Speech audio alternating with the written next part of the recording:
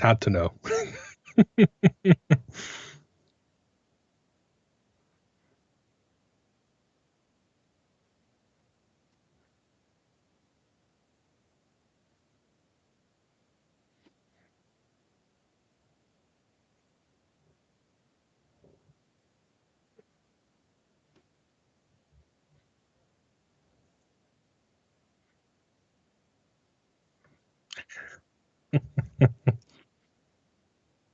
Very well, thank you. I'm sorry I don't have a beer. Usually I have a beer, a choice tipple, don't you, when you stream? I don't have one.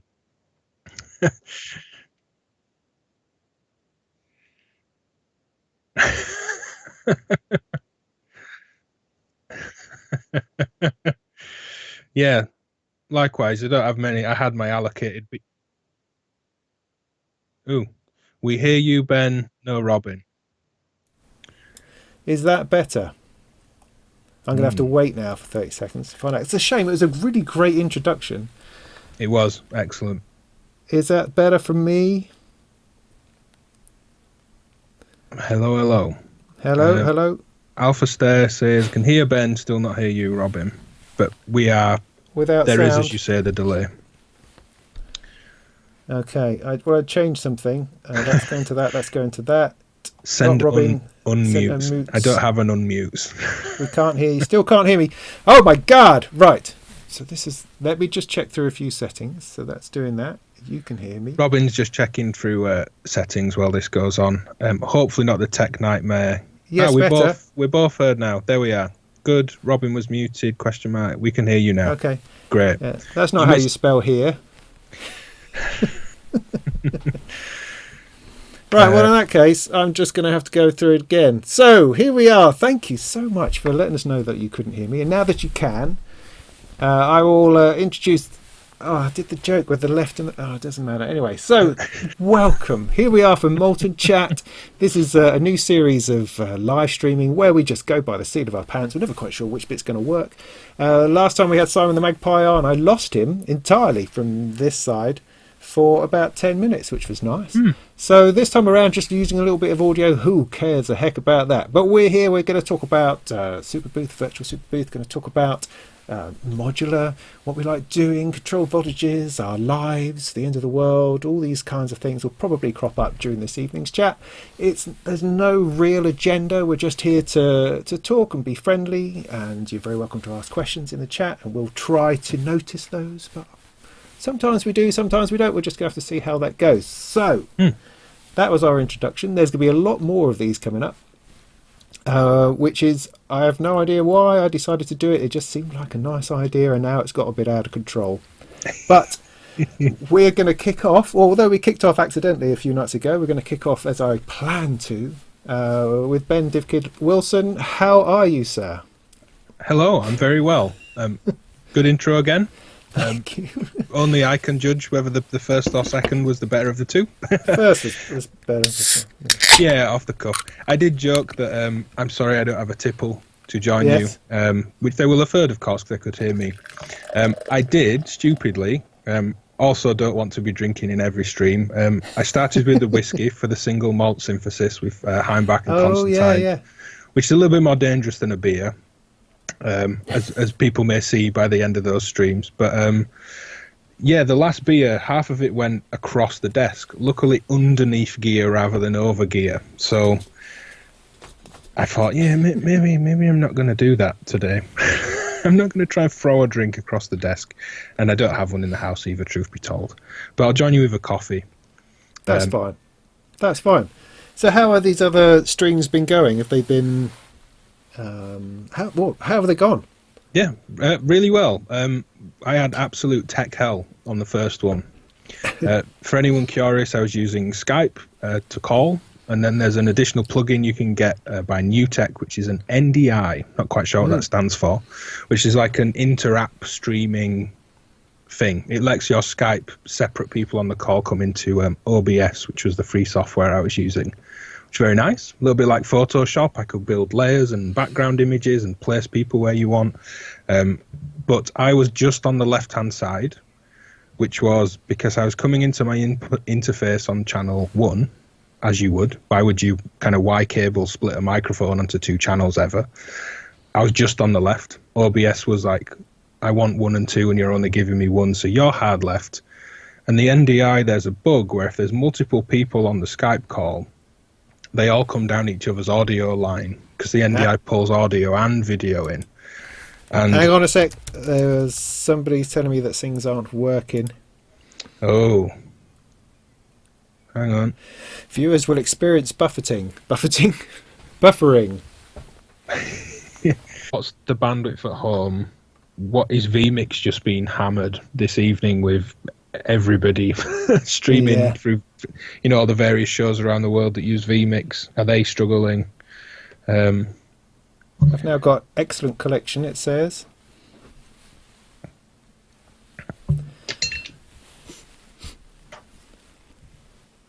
Oh, now I'm back to orange again. Come on.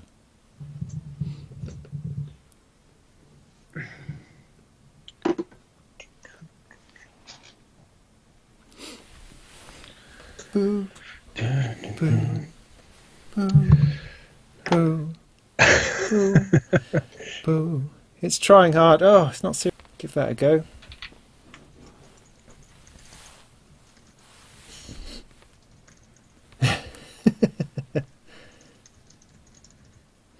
Oh, it's now complaining that my resolution isn't optimal. But it's working. I think we're there. Let me see if we sound all right out of the computer speakers. Just a sec. Okay, for the sake of our sanities, we've decided to drop the bitrate a bit, drop down to 720p, so it's old school. Old school is what it is. We could, I don't know, get a bit pixelated, something like that.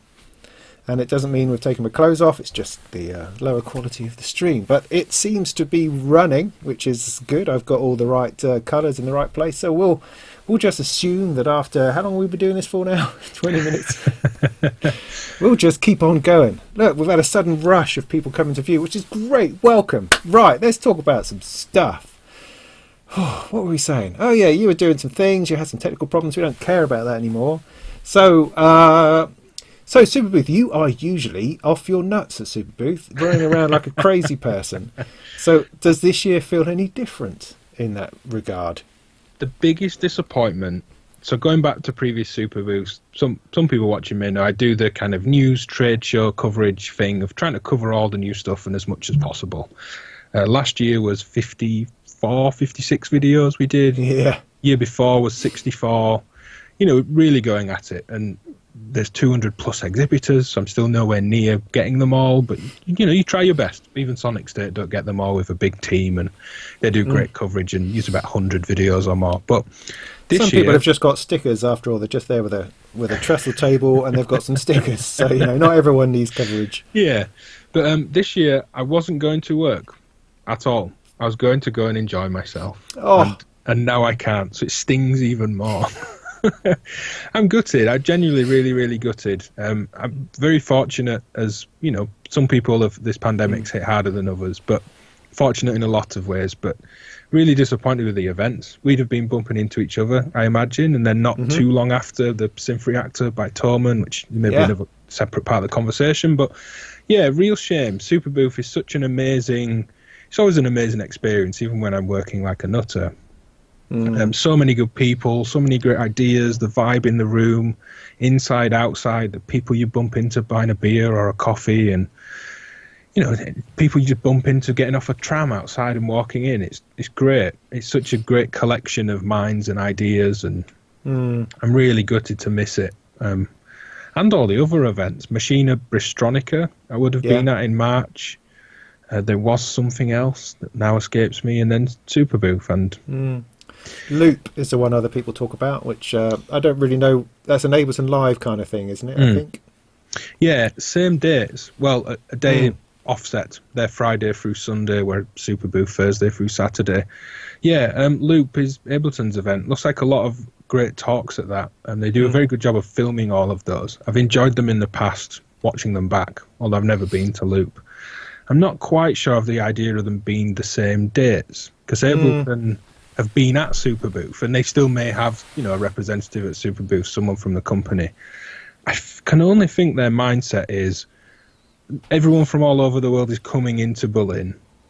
Not everybody wants to just be a primarily modular event for 3 full days. So maybe they'll do a day or two at Superbooth and they'll come and do a day or two with us, which makes a lot of sense. And for people flying in over a much larger distance, they're probably not going to come into Berlin 2 consecutive weekends or, you know, add a whole week of stay in another country at an expense. So I get that. But for me and for those working, it's a simple choice. There's no way I can not be at Superbooth with what I'm doing. And I'd like to be. There's a lot. I use Ableton Live. There's a lot they do that's interesting. The schedule will look good. But, yeah, I've never been. Be interesting if anyone in the chat's been to Loop. I mean, it is... I mean, I've been... When I go to Superbooth, I only actually go for the day. I fly in and fly out on the Saturday. And actually, that's more or less long enough. It's fair enough. Sorry, I'm just checking the thing. As in a day, you can do enough. I mean, if you had 3 days there, of course you could do a lot more. You could spend a lot more time. But as far as shows go, it's not so huge. Although last year it was fairly big now, but previous to that, it was certainly small enough to do in a day and get a good flavour as to what was going on. So you could have easily popped out for one of those days to something else. Yeah, that's a good point. And I've always planned to actually take the family to Berlin and look around Berlin a bit, but that just hasn't quite come off yet. Yeah. I think my partner and Lorna's too young, really, to kind of fly and go to Berlin and be right outside the city centre in an old kind of, I was going to say decrepit, which may be a bit unfair, but it does look a little bit like that from the outside. Old science centre in a rundown part of outer Berlin. But in years to come, that's kind of our plan as well. We do like Berlin. But for me, especially if I'm working, it's almost pointless. They could go anywhere else. Because there wouldn't be any kind of, let's all have breakfast very nicely. All right, I'll see you around, sometime in the evening or late afternoon. It's just so much work. It's almost like I'm not there. And it's so, because it's the videos are, it's news, it's trade show coverage. It has to be quick. If I just go, we'll just film and we'll enjoy the evenings and I'll edit it when I get home, you're so behind the curve. It's not worth doing, but it's edging that way. Kind of like, why be, a week late on things everyone has seen on several other channels and places? And of course, everyone has their unique angle and things, but it's news, it's new. Everyone wants it out that day. And so for us, we would get up kind of 6:30 roughly, breakfast early, edit, leave, get there for opening, film, and then leave around 5 p.m, come back, eat rubbish food in the hotel, not go anywhere else, edit till midnight, 1 a.m, and go to bed, and just do that 3 times over. and question life's decisions that have led to you doing that for 3 days in a row, which is why I wasn't going to work this year. Yeah. I mean, I won't say that it's not intrusive, because it is. I mean, walking around Superbooth, because I go as a punter, I find it really difficult taking out a camera and pointing it at people. I find that I can't get myself around it very easily. And so running into people with cameras all the time, great big cameras as well and stuff like this, it does get in the way. I mean, it's there because we need it and we love it and we want to watch the footage, but it does have an impact, and it becomes at times a bit of a video show, and you're sort of stepping around video maker after video maker trying to actually get to have a look at the stuff that's on the table in real life. It's definitely intrusive on all fronts. As you say, you can be, I think it can feel intrusive for both. I feel very rude. Not that I'm being rude by doing this, but kind of hanging around a booth waiting to get a video when someone else is doing something, because I'm aware of the situation that creates. I'm not going in and, hey, can you get off? I need to film this. Or even very politely saying, in a few minutes will you let me know and we'll come in. I may say that to the company, just kind of a quick nod, like, yep, a couple of minutes, we'll come and do something. But it creates an atmosphere when you're stood even a bit way back, but over someone's shoulder. And we use very lightweight gear. We're not on a big kind of TV camera, some of the media crews are, but it does create an atmosphere. And, people are paying to be there too, to look at this stuff. It's not just a media thing. They do very nicely at Superbooth for those that haven't been. Pre 1 p.m, so from 10 a.m. to 1 p.m, is kind of trade and media only, which is incredibly helpful. But that's nowhere near enough time to cover everything. And as soon as the kind of floodgates open of kind of public entry at 1 p.m, it gets really difficult. Certainly down the smaller corridors where, like, say, Bafaco and Endorphins and some of the Spanish companies are, you only need a few people for it to be very busy and kind of tricky to work. And it's sort of warring KRK monitors, isn't it? You know, all of them on one side and Adam Audio ones on the other side go. It gets a bit intense down there. It does get loud. It definitely gets loud. I'm not sure if anyone's been told to turn off. Like at NAMM, they do have the dB meter police. Yeah, I think they get called, don't they? But yeah, but just a real shame. I don't want to kind of dwell too negatively on it, but a real shame not to see everybody. I'm really glad the community's come out and everybody's streaming and engaging and chat rooms are busy. It does make up for it somewhat, but it's a big highlight of the year in many ways. Yeah, it is. Yeah, it is. But so what scoops do you have then that's going to be happening this week? I mean, as far as the Sonic State Superbooth, which is no longer Q Sonic, I think it's now just calling it Superbooth something or other, Virtual Superbooth. Oh, okay. They've got a whole load of stuff, but it's not going to come online until the 24th, I think. 23rd, 24th. Superbooth themselves also have a load of content, but again, I have no clue as to what any of that actually is. But on Thursday night, the 23rd, I do have Gertz. I'm doing this with Gertz from Erica Synths, which is very exciting. I had not expected that to pull that one off. So hopefully I can get the stream working in a bit more of a behaved fashion, because that's going to be really interesting. I have no idea what to ask him. So what would anybody like to ask Gertz? Say so in the chat, and I'll try to make a note of it. Other than, I don't know, how's the bike? I mean, he has this awesome Erica Synths motorcycle. Maybe we can talk about that. Tom in the live chat says we're all doing Superbooth 20 Home Edition. I thought that was kind of an agreed overarching banner, and people were still doing their own kind of titled events. Heinbach does these special reserve single malt synthesis streams, and he had the special reserve, which was his kind of 2-3 days of Superbooth type content, 22nd to 24th, I think. Okay. And yeah, Superbooth themselves officially have a day of things to come and be announced at superbooth.com on the 23rd. Performances, as Tom says in the chat. And then, yeah, Q-Sonic, I still thought that was Q-Sonic. I didn't know that name had changed. Was the 24th to 26th. But I think a lot of companies, the pressure of not having to have it ready for a specific date, I think things are going to spread quite far across the year now. Certainly some of the things I was working on, kind of follow-ups to Mute and Oct and more modules to come, we were debating, do we show it if it's not ready yet? And it's like, but it's Superbooth, it's the right time to show it. I mean, doing an online event to talk about something we're going to have ready later in the year is ridiculous, so we're not going to do that. But Superbooth would have been a reason to show such things. But there's now not that pressure. And there's certain companies that had quite clearly said to me, I'm going to stop putting 15-hour days in. I'm probably just releasing in the middle of May. Kind of just, and quite happy about that almost. As really gutted about Superbooth, but I can just breathe a bit. That hard deadline of having to get on a plane. I know Dan at DPW was soldering up to about 2 hours before a flight for one event. It might have been when he came over for one of the UK events, and continuing to in the hotel room. So it takes the pressure.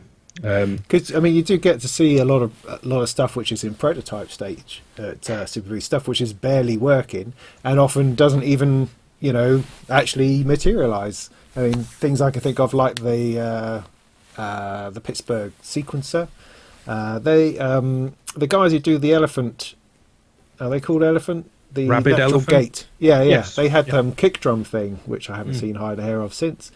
There was Uwe with his CV-lisation prototype last year. Apparently that is going to happen. He has said that's still, because at the moment manufacturing is difficult. But that module is going to happen. And he has this new one out called Wiretap, which I thought was really interesting, which he was going to show at Superbooth, which was something which you'd plug your sequence in and it generates gates, sort of sympathetic gates to it, which personally is something that I would find very useful. Because I'm always having to program two things. I've got a sequence going. Now I've got to program the gates in order to make that happen as well. Because I don't have a sequence so clever enough to do both at the same time.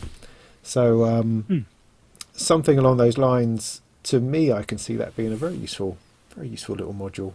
Yeah. This is not rocket science. Stein and Priscilla have said Gertz was organising modular and other synths and performances for blind musicians, and that you should ask him about that. That's a very interesting point. Oh, nice. One to know. The live chat does replay. For anyone that's watching this not live, there is a live chat replay to the side, at least in browser. I'm not sure on mobile. So for anyone curious, if we're interjecting with a live chat, you can watch that back. It's a really good question for you. How are you getting on with Deckard's Dream? Who, me? Well, not me. I've not braved it. You can see it's there. Look, there's the front panel. And if I duck a little bit more, there's the hardware behind it, the sliders. So, it's in a state where it could soon be finding its way into a box. I haven't come to a stop. It's just purely, again, finding the time.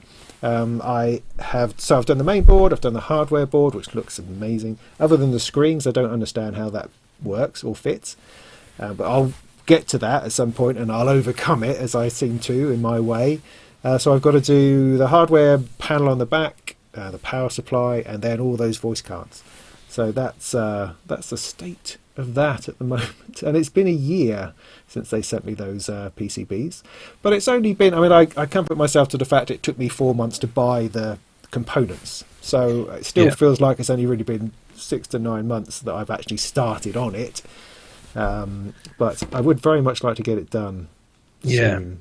If anyone wants to play Sherlock Holmes, I can see Tom Symphanatomy said there's a new granular sampler module hidden in the Superbooth developer list. So that would be, I'm going to copy the link in for people. The exhibitor list, I presume he means by developer list. I did a quick search for the word granular and it's not there, but I'm not going to spend time live on this chat trying to hunt down a new module hidden in that list somewhere. I know when you click on the companies, you can click through and see a bit more and images and things. But there's a couple of new things coming. I know a module is launching, at least one, I'm sure there's probably more than that, at what was Sonic States Superbooth for coverage. I imagine some will be shown at Heimbach's event. There are some to come first couple of weeks of May, but only a handful, truth be told, I'm aware of. I'm not sure exactly what's going on, truth be told. Quantum Space, there's the Rabbit Elephant drum module still working. Phil has been sending out updates on that one if you're on the newsletter. Much bigger than it was originally, and all singing, all dancing, kind of drum synthesis, kind of powerhouse type thing. And I know they're working on other non-Euro gear. A drum machine potentially, with some of these circuits in mind as they build them up. I always fancied one of their natural gates. I never get onto the list quick enough. They put 3 up for sale. It's like, missed it again. But although I recently got some low pass gates from Tenderfoot, I think it is, which is. It has no controls. It's just you plug in and it comes out the other side with a nice sort of bing to it. And actually, that's enough for me. I like things which are simple, and I'm starting to get the hang of the effect, I think now. Although I've been working on a module this weekend that I can't mention, but coming this week. That's coming tomorrow, yes. There we go. That has vactrols inside, and it's been sort of an interesting churning of my brain into try to understand another way that vactrols are used, because I know of one way, vactral light resistor thing, and it goes and it's this nice organic way of opening a door and closing it again, and that's what I understand by a vactral, what that does. Like in your mutes, is that right? It's got vactrols in there. Yeah, so I understand that. but then applying that to the idea that this variable resistor can, of course, therefore be variable, not just on and off in a nice closy way, in order to control the insides of something else. That I've been trying to get my head around the idea of that, which had just never occurred to me before, which is this constant learning journey that I'm on, that I find, oh look, this is a thing that I didn't know that it did that, and now it does this, and it's like, wow, the head just slowly expands a little bit more to understand these things. Nice way to think of a vactral maybe is that there's a slew or a lag or a portamento to how it releases, not in the attack stage. So if you're trying to open it, they tend to open very fast. I mean, what's inside a vactral, and you can make your own. I've seen backs of modules where people have done it, and there's black electric tape wrapped around an LED and then a light dependent resistor, and you have to wrap it in black electric tape for that be the only light that affects it. I had an issue with a module once, and they said, "Oh, has the tape come undone on the back?" I'm like, "What do you mean the tape on the back? I must have just missed it." He went, "Yeah, if there's any light leaking in, like if the back of your rack is open, it's going to be that." And I was like, "Oh, okay." It wasn't, but I went and looked. I was like, "Oh yeah, he's just kind of hand rolled a load of their own vactrals." But the way it goes from on to off, it just has a slew. So if it's a gate that goes on and then very just quickly drops off, it will just kind of nicely kind of curve. There's usually a bit more going on in that though. Classic kind of vactral circuits and low pass gates, there tends to be a tone and a sound, and that's not all because it's all going through the vactral per se. It's also not the most accurate way of muting or silencing a signal. You get more reduction from, say, VCA circuits than you would ever get on a vactral. Think of vactrals about minus 65 dB.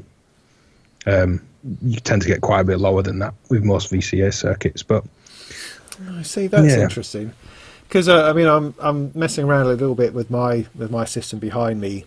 I'm getting sort of bleeds, and I'm getting things that I don't really expect to happen, or it's like I've unplugged the LFO from the cutoff, say, and I can still hear that LFO, and it's no longer plugged in. And there's things that remind you how Eurorack is a little bit ad hoc at times. It's a little bit sort of held together with shoelaces and bits of sticky tape, and you can't expect it to be a perfectly silent or perfectly behaved kind of system. There's an element of charm and character, somebody said to me, is what it is. Charm and character, yes, and that's those are the way that we label the kind of crappiness that happens around analog gear, and our expectations of it, I suppose. I remember going to university and being told about tube mics, and I realised he meant it in a good way, but we all took it as, oh, he's an idiot because he doesn't like valve gear or tube gear. I won't go into profanities, but basically said it's several shades of rubbish. That's all you're getting with tube and valve mics, is varying shades of rubbish. Said a little bit more forwardly and aggressively than that. And I realised, he's right. It's not efficient, but we like it. It's pleasing to the ear. And I think that's the thing for most of it. It's inaccuracy. It somehow feels human and variable and, just real somehow. And how you do that, similar to digital things, and how you make that feel real and control it.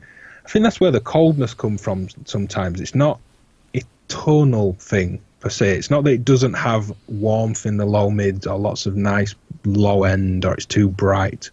I think it's a stability thing a lot of the time, that you play a note on a digital synth, not all of course, and patch them however you want. It's just absolutely stable. And that cycle of the wave is just absolutely perfect, at least within what you've told it to do, until you let the key go. I think it's that more than the tone a lot of the time. And of course, no, it is, and we write that in. Or, people write that into software now all the time. Everything has a little wobble button that you can, you introduce an algorithm that then starts to try to detune it a little bit. The stuff that everything else, analog gear does naturally. I mean, that's an interesting thing that also I notice on Facebook and in these sorts of terrible groups, lovely, wonderful groups that one spends one time in, is that people are surprised how everything just doesn't work. Let me try to phrase this around the right way, because I mean, years ago, when everything was MIDI and it wasn't really computerized, it was hard work. Getting things to work was hard work. MIDI was hard work. When you first had computers coming in, it was hard work. Getting everything synced up, everything through to this, through to that, and then another box and a split off to that. You know, that's why when computers started absorbing synthesizers, at least this was my sort of journey, it just made everything easier, because your synthesizer that you couldn't get to sync properly, that kept dropping MIDI notes or hanging notes, was now inside the computer. So there was no excuse for it being out of time or out of place. It was there, and it was simpler. And so everything got sucked into the computer. It just made everybody's life so much easier. And now, of course, we love it outside the box, because we do, because, you know, that's natural and human and touchy and feely. But along with that, all the crap's back. All the crap MIDI timing's back. The sequences that don't work, the sync from the arpeggiator to that doesn't really properly work. You know, I talk about this a lot. I was so inspired by a guy called Gerald at Synthfest last year, because he ran 2 laptops, both running Reason, and they weren't synced. He just dropped a loop in there, dropped a loop in there. He'd tap the tempo in a little bit, adjust it a little bit, and they were never in time. But it was awesome, you know, because he was just playing it by feel. And when we start in computer and then try to come outside, we often forget that, or the computer rather, hasn't taught us how to feel these things. And it's only when messing around, when you've decided that this MIDI cable no longer works and you're going to throw that one out and you're going to try another one, and you keep on doing that kind of thing, that's when you start to get a feel for how things work together and things don't work together, and how some things are better played live, or some things are better put on a backing track, to be honest, you know. Yeah. And we can't expect it to work beautifully and painlessly, because we're talking about boxes of circuitry and stuff that breaks, and cables that get trodden on, and interference, and all these other bits and pieces that make our lives interesting. Yeah. Someone mentioned, I didn't catch the usernames, the chat's kind of pinged its way up on screen, that Eurorack mixers or modular mixers are very bleedy, like they bleed audio a lot. Some, potentially a very unfair statement to others, but yeah, some do, of course some do, but just to kind of correct it if anyone reads that and takes it as a general thing, no, not all of them. Some do. They are expensive though, because it's something I keep coming back to. I mean, because I do have this wonderful mixer from Tesseract Modular called the Tex Mix, I think it is. I've got 12 channels, which is unheard of in Eurorack, and I've got 8 of them are set up for Euro, 4 of them are set up for line level, so I can bring my other sort of synths and bits and pieces in. Great output module, 2 buses, which is what I want. It's exactly what I want. It's just a bit bleedy in places, and you know, and it's kind of like, it's great, and it's almost, so I have to be careful with it. I have to make sure I put everything down properly, and be careful about sends and bits and pieces. But it's such a fabulous thing in a small space for a great price, you know. So I can't afford the performance mixer, or even the hex mix. I could buy half of it, you know. I just can't buy the top half. But it's an expensive business trying to mix in Eurorack, I find. But yeah, there we go. Some nice points. Adamski saying that any analog mixer, Euro or not, can bleed. Yep, of course. This is not rocket science. Hardware lives in reality, which always gives you something to deal with. It's a good point. We'd all go totally in the box if we wanted perfection. Yeah. But that's the joy. See, that's the interesting thing when you come out of it, and that's what frustrates me about seeing people getting frustrated about it, is that you have to understand that the the weirdness of boxes is part of what it's about, you know. That has to be what it's about, I think.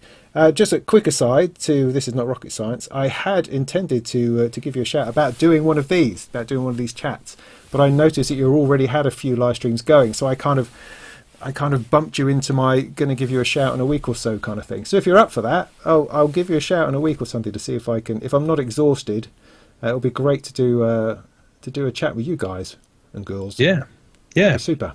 Just while you're there in the chat. They've been streaming themselves bits of updates on the Phoenix. And the circular. Oh, is that what you call it? I assumed it was the Phoenix. We had this in another stream. Chris or Kim said in one of the Feeding the Monster streams I've been doing the past couple of weeks, is it not Fenix? And I said, we can ask, and send a quick message. Phoenix.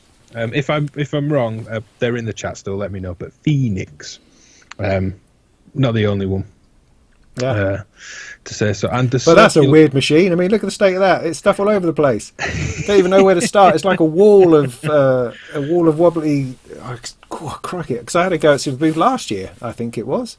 And funny enough, Milo had just had a go on it. He was on it with the headphones on. I didn't realise it was Alex as I stood behind him waiting to have a go impatiently. And so he came off and I went, oh, and we had a chat. And then I went on and it sounded terrible. So I don't know what he had done to it, but it completely sort of wired it up backwards. So the thing was just kicking out this horrible... And I sort of struggled to try to get something interesting back out of it. So, but no, huge thing. I mean, you could spend the rest of your life fiddling around with something like that. Yeah, kind of synthesis research center vibe to it in a big, old school, like routing of telephone, telecommunication signal vibe. Was great. Yeah. Just found the picture. They were handing out Polaroids. That's right, yes. We were around enough, and I've got a box of kind of merch, stickers and bits of things that you pick up at these kind of shows, and found that little girl's been running around with the house going, Danny, what's this on your head? Because if you remember... yeah, that's right. They're with Synth, really weird and they big had things, yes. Yeah, the helmets, playing speakers in the helmets, and she was fascinated, bless her, at what this thing on my head was. Said, oh, it's a hat. It's not a hat, Daddy, that's like a weird hat. I couldn't tell her anything she was satisfied with. I tried truth, lies, anything to just get her to go, right, okay, that's what it is. She wasn't having any of it. So I'm not going to, unfortunately, go to Superbooth and then confuse my daughter with a picture I bring home this year. Yeah, that was a great machine. I've got mine knocking around somewhere, trying to think where that is. And that also reminds me that just around the corner from them at Superbooth last year was Soma Labs. Yes. And I've noticed that the Pulsar is finally out. And Bo Beats has bought one, which blows my mind. I for some reason, I didn't think that was his sort of kit. But that's fascinating. Of course, Nick's got one at Sonic State. He has it in the background for all of his current streams for the last couple of weeks. Have you had a go? I wasn't able to have a go at Superbooth last year because somebody sat on it for hours and I fiddled around with the Lyra 8, which was a lovely experience anyway. But I didn't get a chance to play on it. Have you had a go? Only briefly at the event, very briefly. And we captured a video. Looks fascinating. I'd really would love one. I haven't bought one. No. There isn't one coming or anything at present. I do really enjoy their other gear, though. I have a 4-track EP based around the Lyra. Trying to find more harmonious chord tones and melody in it, because it's a box that does the kind of industrial drone very well. And some people doing very interesting industrial drones. I don't mean to talk down to that at all. But I'd not heard much melody in it. I was like, we could tune this to a scale, because there's a pitch for each of the pads. I could try and find chord tones, maybe that aren't in a particular scale, maybe slightly microtonal, but I could find some nice harmonious moments. So my plan is to track it out to tape and half speed it and bring that back in. I've got the mono dry recorded. I've filmed all the performances of it, 4 performed pieces with the Lyra 8. The mono track was recorded. I took a stereo reverb from the pipe, which is that weird pipey thing. Didn't play it, just ran audio in. Very nice reverb that I've got. So they're all sat there in the DAW, a kind of wet reverb track and a dry Lyra track. And then, get it out to tape, half speed it, blend it, play it around, build a very quick primitive mix on the computer. The Pulsar would go really well with that. Stretch tape around your room, like Heinbach does, and if I have it going down to the kitchen and back again, that kind of thing. Have the children walking into it by accident and those sorts of incidental sounds. That's what you want. It will travel a few inches from a reel to a reel. I'm not going to stretch the tape around, I don't think. It's this idea I've had for a while with music of that I find I can get, I don't mean this in any kind of egotistical way, but I can get performances and things I'm happy with and audio that I like and it's pleasurable to listen to and friends tell me it's nice. And it could be released in its raw state, but I do still like the computer. And And for me, just having like the dry and the wet, it's nice to blend that decision afterwards. I don't want to bake it in loads of reverb and then not be able to get that off if it was the perfect performance. You know, try and capture it all. But then I do think, you know, running it to tape and having that as a layer that maybe just like auto pans slowly in the back of the piece, even if it's very quiet, it's just another dimension that you can play with and certainly take the listener on. And in quite simple, minimal music, I think those layers can be really, really important. That there are things happening.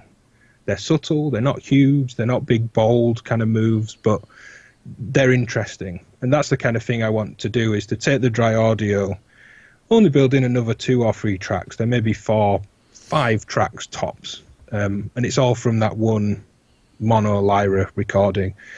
And just blend them. Simple things like maybe the reverb needs to be, I balance it more reverb at the start, and over the first minute it kind of gets drier and the dry sound pulls into the listener and the wet goes into the distance, and they're the things I want to play with. But it's a completely different headspace from the kind of moment of creativity with the gear. I just haven't been in that headspace, truth be told. So I keep listening back to the raw thing and going, yeah, this is pretty cool. I quite like this. I still want to do something, but then I kind of look up, the tape machine just up there, and I'm kind of like, no, I'll record it that another day. It's just time, isn't it? Yeah. You know, you've got to have, as you say, headspace. You've got to somehow block in time, or you've got to make a quick decision in the morning. Something like that, I find. It's like my best successes with the Descartes Dream is to go, right, sod it this morning, I'm doing this. And, you know, nothing else can get in the way, otherwise it's just not going to happen. As soon as I sit down and start working on something else, it all just disappears. Now, we might have frozen up again, sadly. But it says the dropouts are back. Yeah, we were doing well there. It's flashing at me as if to say I'm going to get it back. I'm going to get it back, it's saying. So maybe we'll just ignore it for the moment and keep at it. Yeah, it seems okay, as I look. Someone in the chat said, what about the Eurorack delay effect? Andrew Marshall, that was. I really like that delay. It's very noisy. The distortion is after the delay, which in all typical, you know, how do I build an effects board and what order should they be in, is the wrong way around. Not that I believe there's a wrong way around, but it's not very conventional. So, yeah, any touch of distortion and you're slamming those delays all over the place, which is great fun. Which delays are you talking about? The Lyra. There's a Lyra. Right, yes, yes, that's right. They pulled the. That's right. And I was using that as a delay in the background. I had to stop. This is going months back now. I had to stop the demo to just kind of shift the camera over to the Lyra delay, because it was doing this great kind of train on the tracks going past. It's really like, and you know, unless I put a video up how to make the Lyra effects sound like a train going by or something like that, it might be its own interesting 2 or 3 minute video. But yeah, very, of course, plugging away and attention. I'm definitely quite lazy sometimes with Instagram, and it does get, to truth be told, it gets good traction on Instagram. Because people are so busy flicking through, you know, quick bits of content. It tends to do well. So as long as we sound okay, I'll say that in the chat. We're going down to 480. Let us know if we look and sound okay. Well, I mean, it's, in some ways it's nice to be able to have the opportunity to try these technical issues, and the fact that we're managing to somehow do it and YouTube refines it and sticks it back in again. It's a remarkable thing. We seem to be live. People saying it's better. I mean, as long as we sound okay, we're just hanging out and chatting. So as long as people understand us, we're good, I think. Ooh. Oh, there we go again. Okay. Screen went black and came back. Yeah, I think Tom's potentially right at Synth Anatomy saying it's rush hour. It's the rush hour of streams. Yeah, it must be. Probably is. Well, we had a quiz earlier. We had our family quiz with 4, my mum and dad, my brother, sister-in-law, and brother and sister-in-law and family, you know, all zoomed in. We had our Sunday night quiz this evening, which was interesting. We had, more contact my family than I've had ever, I think, and regularly as well. You know, we'd see each other every couple of weeks. You know, I'd see my brother and sister-in-law down in London, would see them sort of 6 months, maybe at Christmas, you know. So it's weird and fascinating, this strange state that we find ourselves in. Yeah, very strange. It's something I kind of battle with a lot is, I missed the family stream quiz earlier. I was in another stream prior to this one. But streaming to suit everyone around the world, you know, evenings for us is good because Europe is awake, America is awake, the Western world, the majority of the audience is here, but I'd kind of rather do it at 1 o'clock in an afternoon. And I'm not a late night animal, certainly not anymore. Not that we're late at the moment, but some of the streams I've been doing have been real marathon runs. Yes. It's really kind of tiring. For me, I'm not doing anything for Superbooth directly. I'm going to be on Heimbach's stream. Had some bits planned with Sonic State that for tech issues may not pull me into. I may join. But I'm quite glad I'm not hosting one myself. It's very lovely to come on here as well, and I'll be in the live chat for people. But it's very different not hosting it. Like with the tech issues we have now, I genuinely don't think I can do anything here to help. So no, I don't think you can. It takes the pressure off in some regard. And also the fact that, you know, everybody's very accepting of the kind of tech issues and people hanging around. I did get a little bit on that first stream I did, the first Feeding the Monster episode, with a kind of F that, I'm out, this is ridiculous. And I was like, well, okay, I get that you've had 5 minutes of audio horribleness. And then someone else said, this is perfect sample fodder, I'm going to record it. And I was like, knock yourself out, go ahead. Yeah, well, that was me Thursday night trying to get my first one to work, because I'd sort of told myself I'm going to sort all this out on Saturday, because my first stream was supposed to be with you tonight. And then when I got in contact with Simon the Magpie, he said, well, why don't we do it now? And it's like, well, because I'm not ready now. He says, all right, let's do it this evening. Okay, so I had to run off and just make it work, and that meant like learning what an NDI was, as you said. I had to work out what that is, how that works, download strange drivers and follow YouTube videos on how to get it all to work, and the time's ticking away and it's like coming on, and I tend to wear my anxiousness on my face. I literally come out in welts around here. So you ever see me doing a video and I've got big blotches on my forehead, it means I've just come out of an extremely stressful situation. And but somehow by 7 o'clock I pulled it together, and then Simon and me, we talked to about 11:30, I think it was, for flipping hours, which was great. It was really nice. So I haven't spoken to him since Toman last year, not spoken. So it's a marvellous thing that we're able to do this. Oh yeah, that was what I was going to say. I've got a live stream with Bob Rogue from Black Corporation. We haven't quite worked out the day yet, but that's going to be in an afternoon because he's in Tokyo, and he says he generally gets home from work about 10 o'clock at night, and that's like 2 o'clock in the afternoon here. Perfect. So I can fit him in any day. That'll be fine. So so the solution then to having earlier live streams is to go Japan. Yes. Japan all the way. That would do it. Yep. Maybe that's just Sonic State. That's Heimbach's in the chat. Oh yeah. I wanted to ask, just to kind of reference Heimbach. Of course, he's a musician that's had like many, you know, tours and gigs and so much work pulled from under his feet. Yeah. But the benefit for all of us here is that now means he's kind of full-time YouTube. Are you kind of up or down relative to, you know, your YouTube activity as Molten Music Tech? Are you in any way kind of gained anything from this? No. I don't feel like that. No, quite the opposite. Quite the opposite. Because I work from home already, and I have a job writing. I write for gearnews.com and Sound on Sound. So my day is taken up writing, and any spare time I have is making videos. Sometimes that swaps, depending on the workload. But I can fill every hour there is. I've got a backlog of videos I could be making, always have. So sometimes, some evenings I get to do it, or if something else is going on that I can get out of, I get to do some more. So suddenly I have all of my normal stuff, which is too much to fit into the day, and I have kids now at home, which I want to have an involvement in. And so, particularly as it's been the Easter holiday, so there's no particular coursework set for the kids to work on. So I've just been working mornings and then afternoon with the family and then working again in the evenings. So I've certainly lost a whole load of time.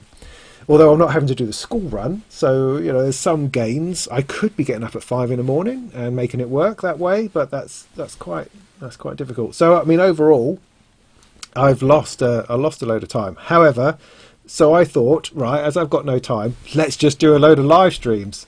I mean, the logic in there somewhere was that it requires very little prep and no editing. And so I can do a load of videos and they just, they take an hour and a half, 2 hours, and then they're done. I don't have to worry about them. So it's good value in that respect. And all I've got to do is turn up. Well, other than fighting the tech issues, of course. But yeah, that seemed like a good thing to do and a good way to keep content coming. Yeah, there is that.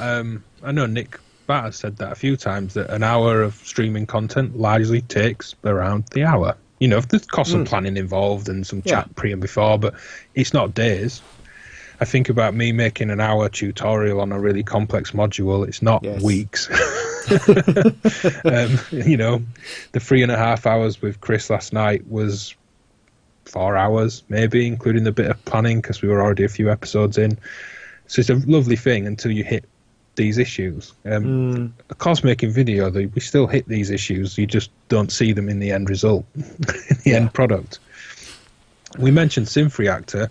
That's another thing. Yeah. Not to, a list of things I'm sad about, but that's a really lovely thing to not happen. And what a great thing that turned into last year, the Toman Synth Reactor event. We were basically invited out and looked after and allowed to do as we please. I think it's fair to say lots of people were kind of skeptical. Big $1 billion profit, huge music retailer, flying people in. It's clearly a branding exercise. We're silly to think they didn't gain some, brand recognition and marketing from that. Of course, that's the world we live in, and I'm not someone that's kind of fighting against that in any way either. But I remember sort of thinking, I'm not too sure about this. And then when more and more people were announced, such as yourself and Bo and Heimbach and things, it's like, we'll have a great time if we're all there. I know we'll have a great time if we're there, regardless of what we kind of, not pressured, but wanted to do or feel that we have to do through the days. And really, we're left to do exactly as we please. There's studios you can book, you can have gear. Simon and Little Mum No Computer doing more crazy things. Some people kind of squirreling away with gear they've never used. People pulling each other into each other's videos. Yourself, Noiret Blanc V, and I last minute hey Ben, do you want to join us and do this? Yep, great. Why not? We're not together anywhere else to do videos together. Why not? And that was going to be happening again about 2 weeks from now. 2 and a bit. It was a week or so. Second week of May or something. Yeah. So up for that. Really gutted. And I think having the the hindsight of the first event, I think a lot of really good things would have happened. I'd started taking notes for things I wanted to do, and it'd be great to pull them in and do this, and on the verge of sending those messages out beforehand. Grander ideas, as it were. Well, I was panic learning songs because there was all this talk about having a more of a musical bent to it. So have a performance space, which seemed like a nice idea, although my head was very much, I want to make videos, and I feel anxious enough about that as it is, let alone standing up and then performing something. That seemed like, oh my goodness. So I thought, right, I better learn I'm going to learn some songs, because I have a terrible memory, and although I do gig and I do play guitar and things like that from time to time, it's always cram, do the gig, forget everything the next day. And so I've got a back catalogue that just doesn't stay in my head, and so I need to cram before it, so I could go, I know, let's play Love Shack, and off we'd go, or I can do Brown Eyed Girl, let's do that one. I'm sure Gaz would appreciate any kind of instant jams that were going, and that would have been that could have been good fun. Yeah, we did end up a few people on non-synth instruments, kind of drumming away with Gaz, which was nice. But yeah, there's talk between Tom and Heimbach I'm seeing of what's called Superbooth Home Edition and using hashtags. And I think the takeaway, I'm not keeping up with the chat fully, truth be told, but the takeaway from that is that generally searching, I think the hashtag Superbooth and just watching the kind of channels that you usually do, there's going to be a hell of a lot of content to come. Interesting question from Manu. I think I kind of alluded to this earlier. Manu from Manu, see you tomorrow. Yeah. Sorry, carry on. Yeah, he's just been on a stream, soldering workshop stream with the that's right, American Synth Society kind of 2-day event that's going on. Manu mentions, do we think these increased live streams happening will keep up after lockdown? Because he's liking them. Personally, my take on it right now is the next week will be very busy. I think people doing them and the audience may somewhat burn out after next weekend. Slightly. People are still at home on lockdown with more time on their hands than they used to. I don't think it's going to crash and burn. But then I think it will level out to increased activity. A bit of a step down from this kind of gear up to Superbooth. There's a big push for that in the kind of music tech scene, the synth scene. But then... I think once we go back, I do think live streams will be on the increase. I know for me, Future Sound Systems launched their recombination engine. Very lovely triple oscillator. Yes. And knowing that they're not going to have any human interaction because that's been pulled away from all of us, I did the demo video and talk that up or down as anyone likes, the typical DivKid, technical, long-ish, in-depth rundown. And that works, that's nice, and I'm happy doing those. We put that up in the afternoon, but then did a live stream in the evening to try and give everyone a best of both. We can have a nice stream like this one, that presuming tech's on side is easy. We're not trying to demo products with multiple cameras and mixing lots of audio. We're just hanging out, we're just chatting. People get to see Finley, asking questions, get some of that nice human interaction. But then there's a whole separate demo going on. And that's a model I'll definitely be rolling out generally because I just enjoy doing it. It's nice to, because I realise that as someone that makes a lot of demos for people, I get that because I get to talk to them and I have that going into doing the demo. But people watching, just me doing a demo don't get any of that. So the trade shows are maybe the only time that they see or even hear from those people beyond, text and images on their social profiles. So I'd certainly like to do more. I don't have a big grand plan of, mass activity going forward, even when we leave lockdown. But that comes from me doing no live streams for a long time. Basically, Google Hangouts on Air got pulled away from the back end of YouTube. Lots of other things going on at the time, personal life, blah, blah, blah. And it's kind of like, all right, let's just kind of, I can't focus on all of this at once. The streaming wasn't particularly important, that it needed to continue, so I've done none. So for me, quick answer, yes, lots more than usual for me. But we all know how to do it now, that's the thing. We've all cut our teeth, we've all got the hang of it. I mean, I've been doing, I think, 6 months worth of monthly live streams, which I've done on a single camera, which I worked out with software that had no, that I could have done it much simpler had I used simpler software, but I didn't. I went for complicated software. But that's now working itself out now because I can now do these two things and these little... Did anybody mention my labels? I asked you to mention my labels. I need to point it there. See how awesome that is? That took me 20 minutes. But so I can do all these things now, and all of us are starting to get the hang of it, because not only are we musicians or engineers or graphic designers, we're flipping video experts, lighting engineers, and now live streaming production broadcast engineers. Whatever we want, we just step up to these things and give it a go. So I mean in some way, for instance, if I was to take a product and try to do a live stream on it, I think I would find that difficult because as you say, when we deliver a video to YouTube, it's the highly edited version. And it's like this afternoon I was doing a video on a module, and I spent 20 minutes trying to work out why it would not work. Why would that CV not go and do the thing it's supposed to do? It was because the CV knob was turned down. But it took me sort of 10-20 minutes to work that out, and that's not great content. for a live stream. So unless you know something inside out, perhaps. I mean, I can perform live stream with my gear, but to try to demo a particular product, that is tricky. But I like the idea, as you say, to do your demo video and then do a live stream with the manufacturer, the person who designed it, or something like that. I think that's a really good vibe. And the other thing I say, I wouldn't worry about scheduling, because my experience of putting together, I've got about a dozen now coming up of these live streams, is that people very quickly just say yes, and it's done. There's no like, oh, well, I don't know, let's have a look in my calendar in 6 months' time or 4 months' time or 3 months' time. It's like, do you want to do it next Thursday? Yeah, all right, okay, let's do it. I think that's definitely a good approach. And it reminds me again that one gets stuck with manufacturers and logos and websites and stuff, and you forget that there's actually only one or two people behind that, and that the whole company is run just by a couple of blokes in a shed making modules, or a couple of people running something. And it's good to get behind that website to those people.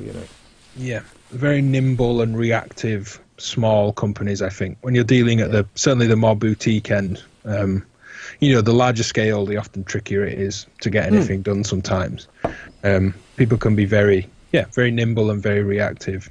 But exactly like you're doing, you alluded to something coming tomorrow, and you've also got lots of streams. I imagine there's some crossover and will be in weeks to come.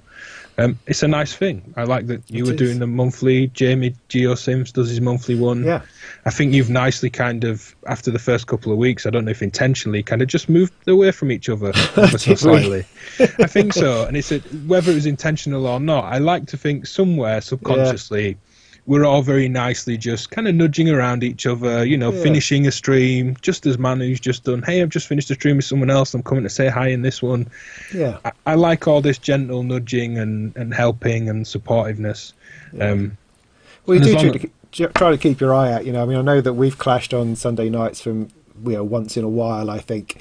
Yeah. And every now and again I've moved to a Saturday purely for those sorts of reasons, just because there's I've got no interest at all in going head to head to somebody. It's not my time to do it. That's just nonsense. You just try to fit around each other because you want everyone to see everything and ultimately see things yourself if you get the opportunity.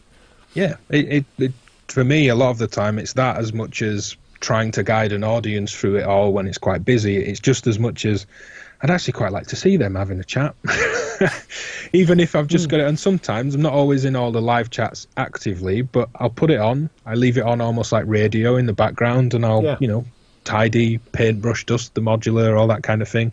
Maybe sat with modular grid open, planning out some kind of setup, but listening away. And it's that. I'll try and maintain the isolation streams list going forward. I may retitle the post once we're out of isolation, but it's certainly proving to be a resource. Funny, you said to me the other day, there isn't anything like this that kind of tells you when everyone else is streaming. So I kind of stumbled on that and thought, I should maybe keep that going. It's useful.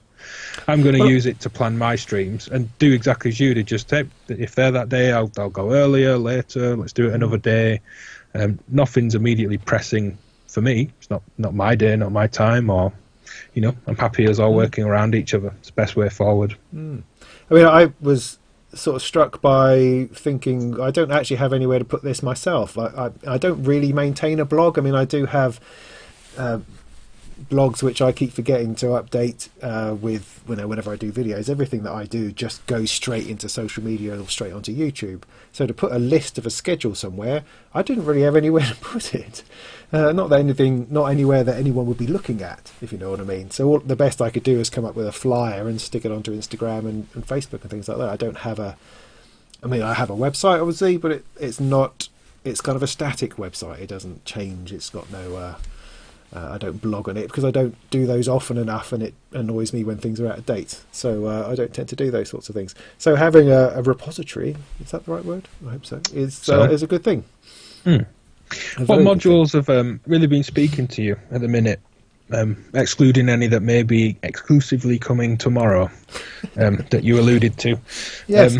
I can tell you, Gertz is a bit of a giveaway that there are some Synth modules coming out tomorrow, of which I have a couple and have made videos of, which will be launching at some point in the morning, I hope, is the plan. So that's a little tidbit for you. Look out for those. But I haven't had those long enough for them to be special yet. But in terms of modules that are speaking to me, let me just have a quick reminder. Have a look. Yeah, a couple of things. First of all, is the quad quantizer I got from Tenderfoot. It's basically the quad quantizer from the ONC, whatever it is that Ornament weird, and crime. Yeah, that weird mystical module is that I don't understand. Apparently it has a quad quantizer in it. Anyway, so what's his name at Tenderfoot thought I'd have that by itself with a bit more control, please. And I thought, well, that's exactly what I was thinking. And it's just 4 channels of quantizing, which quantizes to the same thing. They're not independent like the ADAC one. I think they're independent, aren't they, on that? Yeah. The posh red one, which I've been coveting for some time. But no, this all takes the same scale and just gives you 4 in, 4 out, and it also gives triggers out as well. It's a great thing because I've probably now gradually creating a collection of quantizers, because I need to quantize more and more signals for, I don't know why, because I like to things end up being musical, I think, probably. And so this has just solved a lot of problems for me. It also looks beautiful, it makes really nice lights, and it's one place to do things rather than, so I've got a Doepfer quantizer over here, and I've got a micro scale over here and something else over here. So I've kind of pulled those things together, and I really like something which pulls threads together for me in a simple, touchy way. So that's really good. I've been enjoying the Compass for running 3 channels of drums. The Compass is a probability based, I think, module from Bastille, although it's only really sponsored or distributed by Bastille. It's by this other guy, Stefano, who I might also be doing a chat with in a week or so. Is that not a Bastille module? Is that a bit like how they work with Peter for the Casper electronics? Yeah. Is it that kind of setup? I thought it was actually them, because Bastille also distributes snazzy effects, but there's not collaboratively like the Casper stuff. Yeah, no, this is kind of a collaboration. Stefano works for Bastille, so he does the job there. But this was his own design, which was sort of realised with Bastille, I suppose. So he very much feels takes ownership of that and sees it as a collaboration. So it's not designed by the usual guy at Bastille, which I think is the difference he's trying to make. But that's a lot of fun. I'm enjoying that a great deal. I've got this new module in from Stocky Modular called Ratchet, which is essentially a big, quite a chunky drum machine. It's got 2 rows of lights, 3 rows of lights, 4 rows of lights. How many lights has it got? 2 rows of 8 lights, and it works like an 808. You tap in the buttons and it plays it's got 12 channels worth of gates it can kick out. It's great. It's got a lot of depth to it that I haven't remotely scratched yet. I've just gone kick drum, snare, hi-hats, and off it goes, and it's brilliant. Totally brilliant. Just a couple of questions. Mark in the live chat says, "Hey Ben," or tags at DivKid. "More smiling, please. You're online and people can see you." I've messages pinging all over, including this live chat. I'm trying to listen to Robin, watch Skype, which is what I can see, not the stream, because that's delayed for me. Although I am still keeping an eye on the stream in case it stops again. I'm happy. I'm not. I'm sorry if I'm looking miserable. I've also got a renewed interest in the Varigate 4 Plus. I have to say, I was not very kind. I've not very kind about it for some time. It was because I wanted the Varigate 8 Plus, of course, because one does. But then when the 4 Plus arrived, I thought, well, that's almost everything that I need in a much smaller, cheaper unit. So I got it, and then I struggled with it for a long time. It would always, the thing that still annoys me about it, but I've got over it perhaps now, is that you forget to press the right button. And so you want to add an extra note, you think, I'm just going to change that note, and then you accidentally change the length of the pattern, or you change the direction of the flow, or the scale, or the speed. And it's just like, oh, no, because I haven't pressed that button. Because everything depends on the buttons down the right-hand side. You've got note, you've got probability, you've got repeat, you've got track, which is all the sort of utility parts of it. And so if you don't have the right thing illuminated, you just screw up your pattern, and that used to drive me nuts. But the fact that you've got 2 channels, one doing 2 channels doing melody, 2 channels doing gates, it does get very, very handy. And 8 notes is often enough. And especially with all the probability involved. And it's not just probability that events will happen, there's also probability of change. I can't remember the button combo, but you can have a probability a note will occur, but then also a probability of if it will burst a couple of notes on a ratchet. Yes, that's right. So not only may it happen 50% of the time on that step, it may also 50% of those 50% burst instead of doing a single note. And you can have probability timing shifts on the delay, and it works very nicely. A couple of things in the chat to ring it round to gear. Lots of us get to lust after gear. Someone did ask, why am I a moderator in the chat? They were just curious, but in case anyone's wondering why I've got that blue spanner next to me in the chat, only the host of a live stream can post links. So for anyone curious as to how YouTube works, I said to Robin, can you make me a moderator? And if there's any links to share, I will do. He's my protection as well, you know. If I can't handle the abuse, then Ben will wade in there. Moderator. And Robin could boot me off at the end. I think moderator rights maybe stay for future live chats. Kick me off at the end. It's fine. But the question about gear was keyboards behind me, not modular. Anything tasty? The bottom one is an Akai AX73. I think if I screen share in Skype, will that actually come through to the stream? Shall we try it? Or shall we avoid it? Let's try it. Let me share screen, share application window, and there we go. Hopefully that comes through. It's not the prettiest keyboard, truth be told. Can you see that, Robin? I know that live chat will be a slight delay. I can see it in the preview. I can't see it in the bit that's going out across the world. That may take a second. If you're using the NDI thing, maybe it won't pull through, will it? That's a shame. Because I'm a moderator, as we just discussed, I will put the link in the live chat. There we go, instead. So I could pull it up on my phone, and I could then show it to the camera. That might be the easy way. Yeah, this is, truth be told, part table, part instrument at this point. much like a Blofeld keyboard or something. It just has a small control panel and a lot of space. I mean, they're stacked up and not ideally playable at the minute anyway. But the AX73 is it's like a grittier Juno with a far worse interface, because you don't have a full synth interface. It's sort of slider, as opposed to encoder and shift buttons, it's a slider and push buttons. But very, very Juno-esque, 6-voice analog poly, DCOs in the oscillator section, same noisy kind of chorus as a Juno. It's very nice. Was only a couple of £100, and I very much like the sound of it, which is why it's still here. On top of that, to rattle through them, you can barely see its bad yellow teeth showing its age. The Roland SH09, which, again, let me grab a link, why not? Again, let's use Vintage Synth Explorer. I was talking about this synth in another stream recently, that it's such a simple synth is the SH09. Kind of pre-SH101, which is better known. Single LFO, single oscillator, single filter, single envelope, single It's a helicopter, apparently, SH09.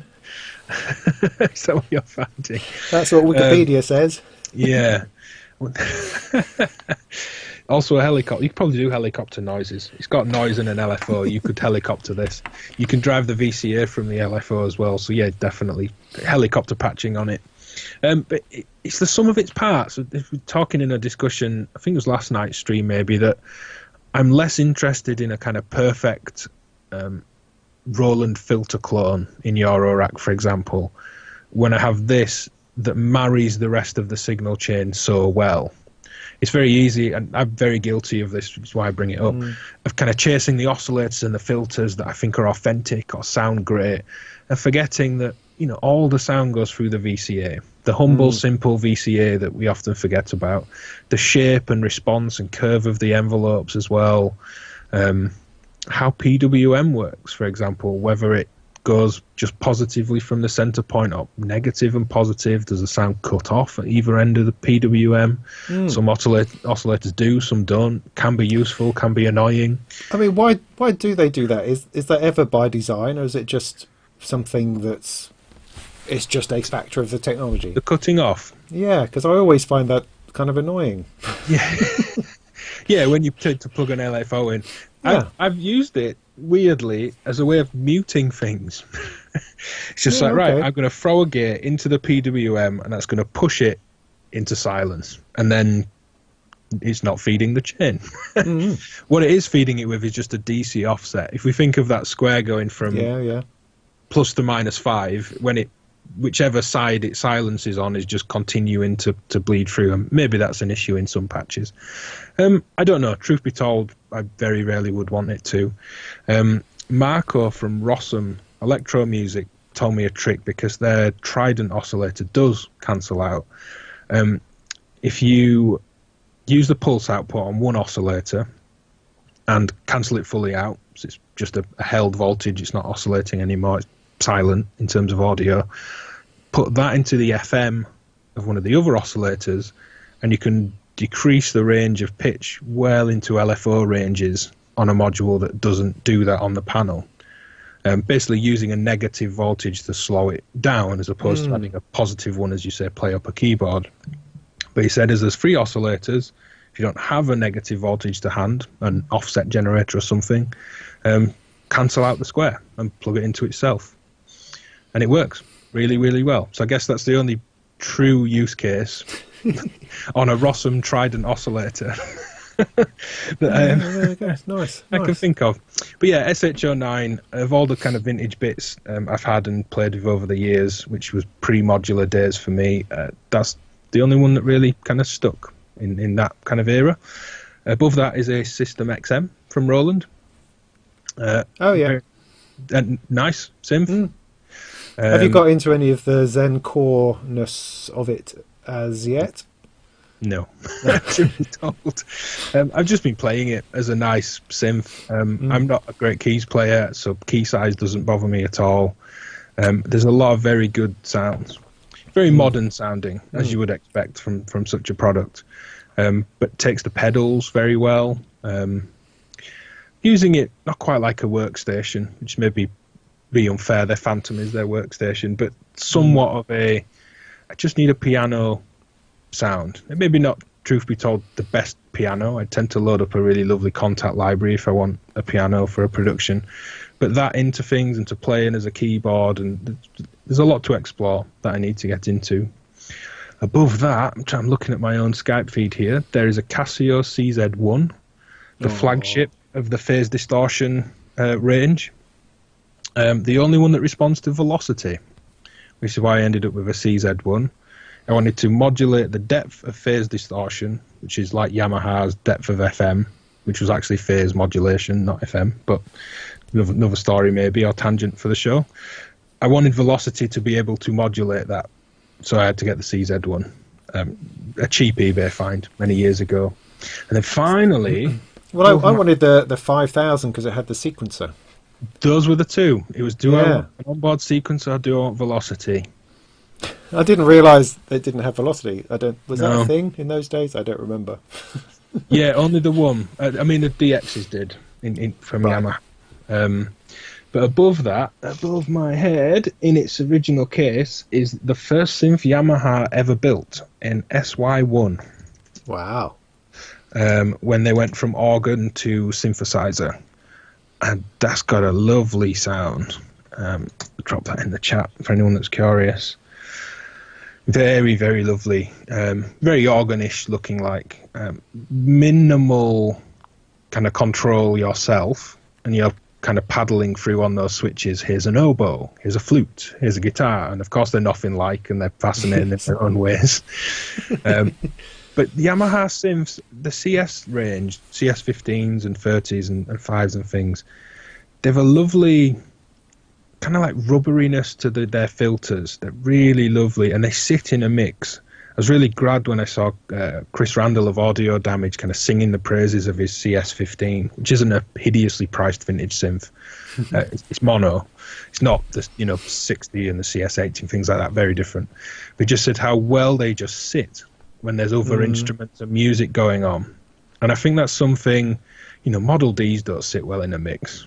Originals or modern versions of they're big tubby things that kind of crowbarring in sometimes. There are other polysynths that are humongous once you start layering oscillators and unison, and the CS-15 it just really, really works well. This is not rocket science, just saying they don't see it. I can't share my screen, unfortunately, on the stream. I thought I could, but here's the link again if that's not come up. The Yamaha SY1. So sorry, I didn't catch the name, but whoever asked what was behind me keyboard wise, that's it. There is various other bits. There's some surge above my head, but I don't think you can see it on the stream. Somebody asked if you'd had a play with the Hydrasynth. I haven't. I was able to see it at Synthfest, because Synthfest, sadly, I was working, so I wasn't able much to look at anything. So I was too either out of my mind with worry because I was doing a seminar, or I was actually preparing for it and doing it. So I didn't have the time to play on the Hydrasynth, which was there. But I haven't played on it since. Although I would say I'm not a big wavetable person particularly. I know some people love wavetables. It's a thing, it's something that one can get really excited about. I don't know. I just like a fat analog sound ultimately, and wavetables don't often do that for me. But that's not speaking from I haven't played with a Hydrasynth, so I can't really speak from experience. I haven't. I like the way that they're not big long wavetables like you find in some retro wavetables and modern wavetable oscillators, that you're selecting, I think, a handful of waves for you to then scan through. So maybe that would really speak to you, that you could choose 2, 3, 4 waves that are really nice and blend between those for a given patch, as opposed to scanning through hundreds in a big long table. Yeah, because there is that. Because I do have the graphic VCO from Erica Synths and their original wavetable one as well, because it was one of my first modules, because I wanted just something different to the analog sounds that I had. But I tend to find myself using 2 sounds on it. On the wavetable one that I use more than the graphic, funnily enough. I always find myself dialing into the same bank and the same couple of sounds and morphing between them, because, the rest of them I just like, oh, that's too tinny, oh, that's too squeaky, too something, and then, oh, okay, there's a couple that I can deal with. That's just been my experience of wavetables, I suppose. They seem to be, I find myself into sort of preset world again, whereas I don't want to have all these selections. I just want to have it to make a sound which I can then fiddle with, and so I tend to find that sound and stick with it, as opposed to exploring all the possible ends that wavetable could offer. I really like them, truth be told, but I indulge in sonic oddness for my own amusement a lot of the time. There's an interesting thing about being presented with too many ideas. And simply, it's not to get into the sound competing in analog or digital, and nor is that what you were saying either, but analog just presents itself in a very simple way, and the complexity is then built by you as a user, as opposed to someone else's ideas behind the screen. The screen is a big turn off for many. I really like the synthesis technology. Wavetables, very, very smooth, gorgeous morphing. I'm still fairly confident, and again, it's subjective, so I don't need to be confident about it. It's my feeling. But kind of confident it's the smoothest kind of morphing of waveforms I'd ever heard was their E350, and then now their E352 and E370, which are the same kind of back-end technology. I don't know if it's the choice of the wavetables, so the way they crossfade is through very complementary cycles. So if you want to get A through B, you will go through a series of complementary things, and maybe other wavetables are made up of more sporadic differing tones. so they're not always kind of fading in a nice way. But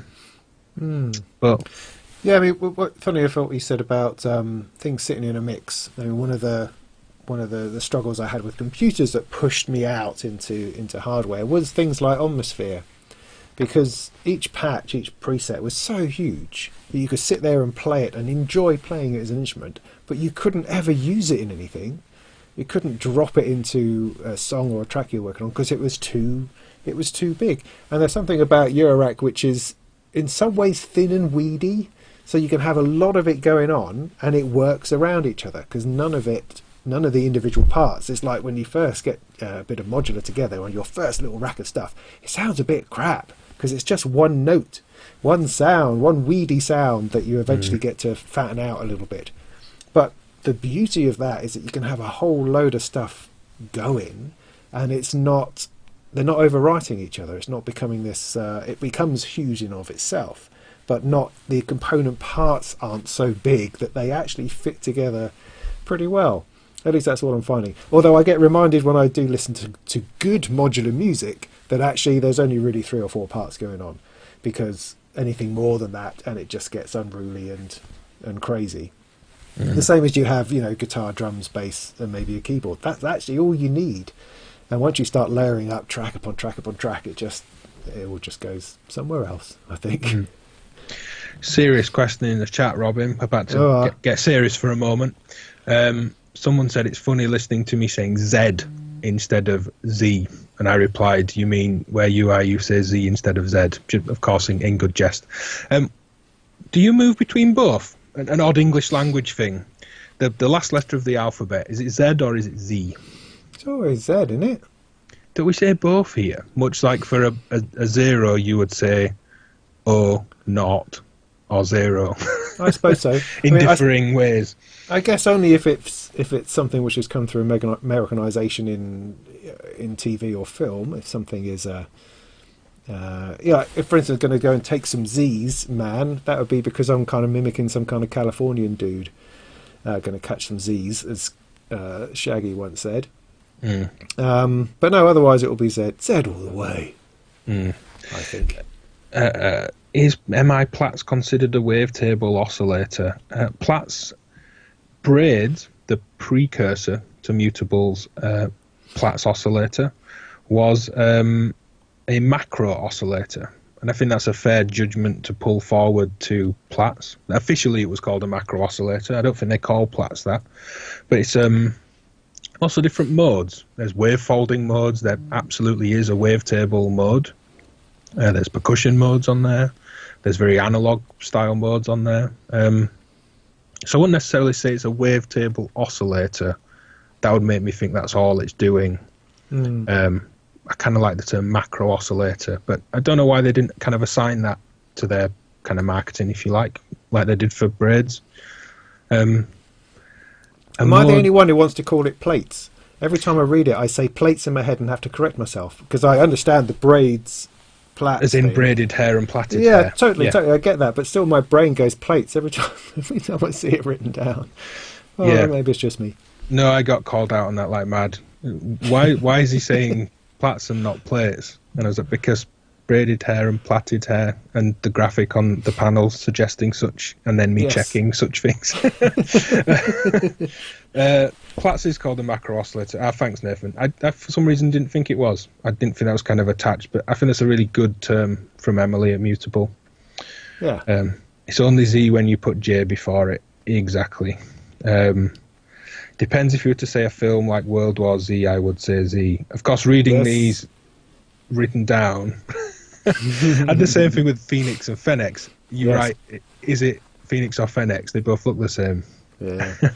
Well, I'm terrible at all these sorts of words, because on my monthly news roundup, I'm suddenly speaking out stuff I've only written about and not actually heard anyone speak often. I mean, don't get me started with people like noise engineering and having to deal with that kind of malarkey. Or Instruo as well. I can't even say Instruo correctly, thinking I've said that right, let alone whether I've said the module names right. When I hear Jason, it's more of an Instruo. To him. Gaelic and Oct.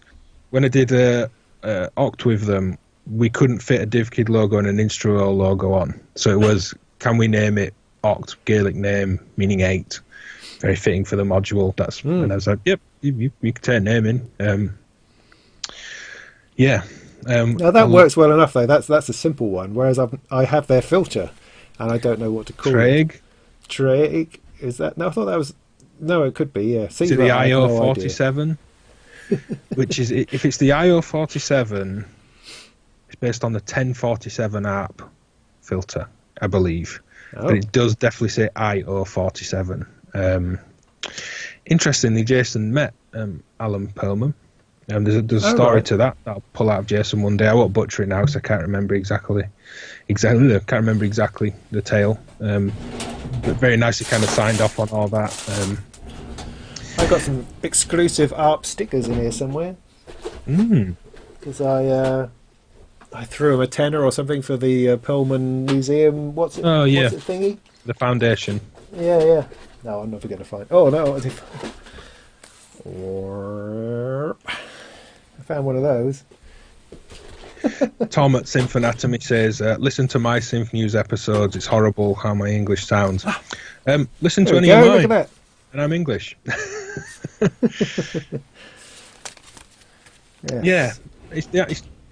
I'm really glad these kind of, these pivotal people and now families are continuing from their contributions to the world, and really what's led to all this modular stuff that we've got now, and current technologies like the Curtis chips, the CEM Curtis chips. We find lots and lots of oscillators using that reissued chip. It's basically a VCO on a chip.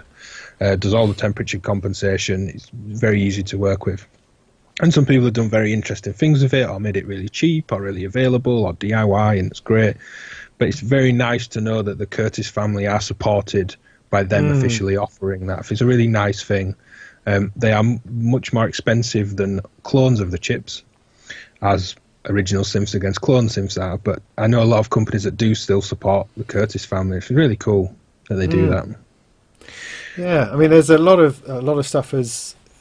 I'm not a synthesizer historian, but it is interesting to see. Because you try to follow what the heck happened. What did we do to ourselves in the 80s/90s that made us think all this stuff was rubbish? It's really strange that you've got this decade of the 70s into the 80s of this amazing amount of synthesizer production and manufacture and innovation, and then it just dies. It just dies just as I start working in music shops in the mid-90s. Analog and stuff like that just collapses, and all these people go out of business, and Dave Smith moves on, does something else. Mr. Oberheim goes and does something else, but now all coming back, and there's, as you say, there's families and there's children who are finding out that their parents actually invented extraordinary machines, in their time. And I'm reminded of things like I'm not that reminded because I can't think of it now. Really tall machine that Toto used, that was at Solomon, was it? That was at NAM. Oh, somebody will know.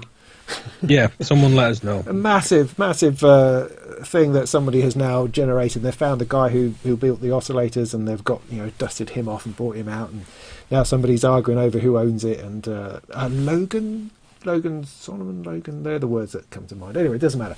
But it is fascinating how all of these old technologies are re-emerging and finding their worth again. I find Dave Smith's story to be completely fascinating as a guy who invented the Prophet 5 and then went off and invented like General MIDI almost. Yeah. And worked on Korg's first software synth, or Yamaha's one, or something like that. And you go, but what? But he surely should have been a Bob Moog sort of person who was strictly analog all his life. No, he built this and then found something that interested him and went off and did that for a couple of decades. And that sort of explains why his synth lineup now has a lot of hybrid stuff going on. It's not just pure analog as you expect it to be, because you're expecting a reissue Prophet 5. It's slightly strange. The Prophet X, you go, what's that sample stuff in it? But he was doing that stuff 20, 30 years ago. And it's natural progression and evolution of the sort of stuff that he's been into that's come up with the instruments that they have now. Very interesting. Was it the polyfusion? Could be. Yeah, Polyfusion sounds about right. Was it Nobcon? I don't know. Was it at Nobcon? Yeah, Alex Ball's art video has been mentioned. That's a fantastic video. I've only seen the first part. I'm not much to watch it all yet. His Roland documentary is also very, very good. He was going to be at Toman, wasn't he? Yeah, I was looking forward to meeting Alex. Yeah. Question for both of us, I presume. Well, I watched the chat. Eurorack drum modules versus drum machine. Your choice. You take that one first, Robin. I find drums in Eurorack very troublesome. It annoys me, and it's something which I keep trying to explore and can't seem to solve. I mean, there must be easy answers to it, but of course that's never quite as simple as that. So I keep trying to build some kind of drum kit. I've got a Pico drums, which is what I started off with, which is all right. It's sample based. It sounds okay, but it's I find it hard to get the right sort of volume out of it, funnily enough, and then you can't mix the volume between the two sounds that it triggers. Well, you probably can, but I don't know how you can. So I struggle with that, and then trying to find a good kick drum from somewhere, and then trying to find some hi-hats. I've got a 2 HP hi-hat, which I don't love. It's okay. I've also got a noise engineering Basimilus, and that's sort of okay. It creates percussionist sounds, but you have to work really hard at it to get something usable out of it, I find. So actually, at the moment, I tend to be using that ADAC 104 that I got. It just makes sort of fairly tom-like, conga-like sounds. I'm using that quite a bit. Yep. And I'm trying to find a sweet spot to turn one of those into a kick, but I really need a kick. A kick is something that I'm missing at the moment. However, turn on my RD8 and I can spend an hour just going, oh, is that so fun? You know, it's such an easy thing to lose time in because it's based on a perfectly balanced drum machine, and it's just fun. Big, thick, heavy buttons. You know you've touched something. You turned it on. It's very, very instant. Whereas for me at the moment, Eurorack drums is difficult. It's a pain, and I'd like it not to be. And I need to put some time aside in order to work out a solution to that, I think. And the ratchet module that I have, I think, could well be part of that solution. So yeah. I like both. Get both. Classic answer. My favourite drum machine, truth be told, my 6U modular drum machine. But just spent much time over many years of trying to get what I want and not really knowing what I want until I really tried it. As I came out of the box from guitar pedals was the first big kind of like signal processing, effectively building modular chains, and I was running keyboards through them and synths, and back out of the DAW through my amp and reamp. I still love reamping synths. Sold a load of pedals, got giggy, and you're like, why am I lugging all this stuff around? Does it matter that this pop ballad I'm playing on a function gig has the authentic type of chorus, and I've got two chorus pedals because one is more 80s than the other, and it's like, no, just turning a chorus on does the job. So, scaling right back to just guitar and amp, with like funk and soul type stuff I was playing, cleanish guitar, very nice, simple sounds. And then, through loads of other gear, but I never really went through drum machines. I never really lusted after an 808 or a 909 or a Lin or any of that kind of workflow. Just didn't appeal for a long time, truth be told. I do enjoy them now. I really like the Roland 606, nice kind of punchy sounds. I'd probably take that over an 808, truth be told. Well, I wouldn't, because the 808's ridiculous value. And I've got something 808 like coming in the near future. But I do really like the 606. We can get back to that. It's the Acid Lab Miami. Picked one up very cheap. But the problem with the 808 is it doesn't sound anything like what we think it sounds like on recordings. And you hear it and it's a bit flat, and you're like, oh, it's not this big booming speaker shaker that I thought it was going to be. And it's like, raw synthesis rarely is. But sometimes is, of course, but not, the 808's not as big as it's made out to be sonically. Well, that's where the Wave Designer does actually make the clone version. Yeah, it fills that hole absolutely, because you're right. It's that kick is, you're thinking, where's the kick? Where's it gone?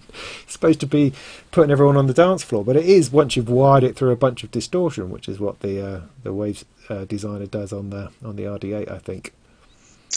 Yeah, that sounded really good when I'd heard that before.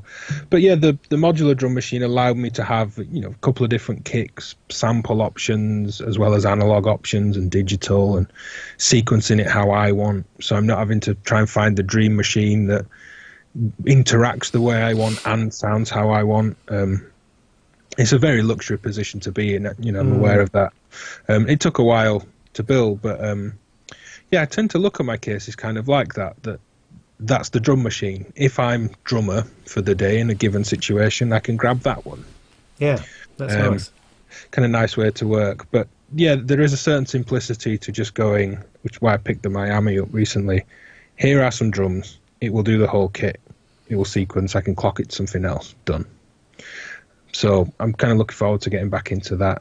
The Boss DR110 is a nice find. If you find one cheap, it's effectively a Roland 606, same company. And the simplicity of having, an accent for the whole drum kit on those older machines is an interesting one. It's either normal or accented, and when you accent a pattern, everything is accented.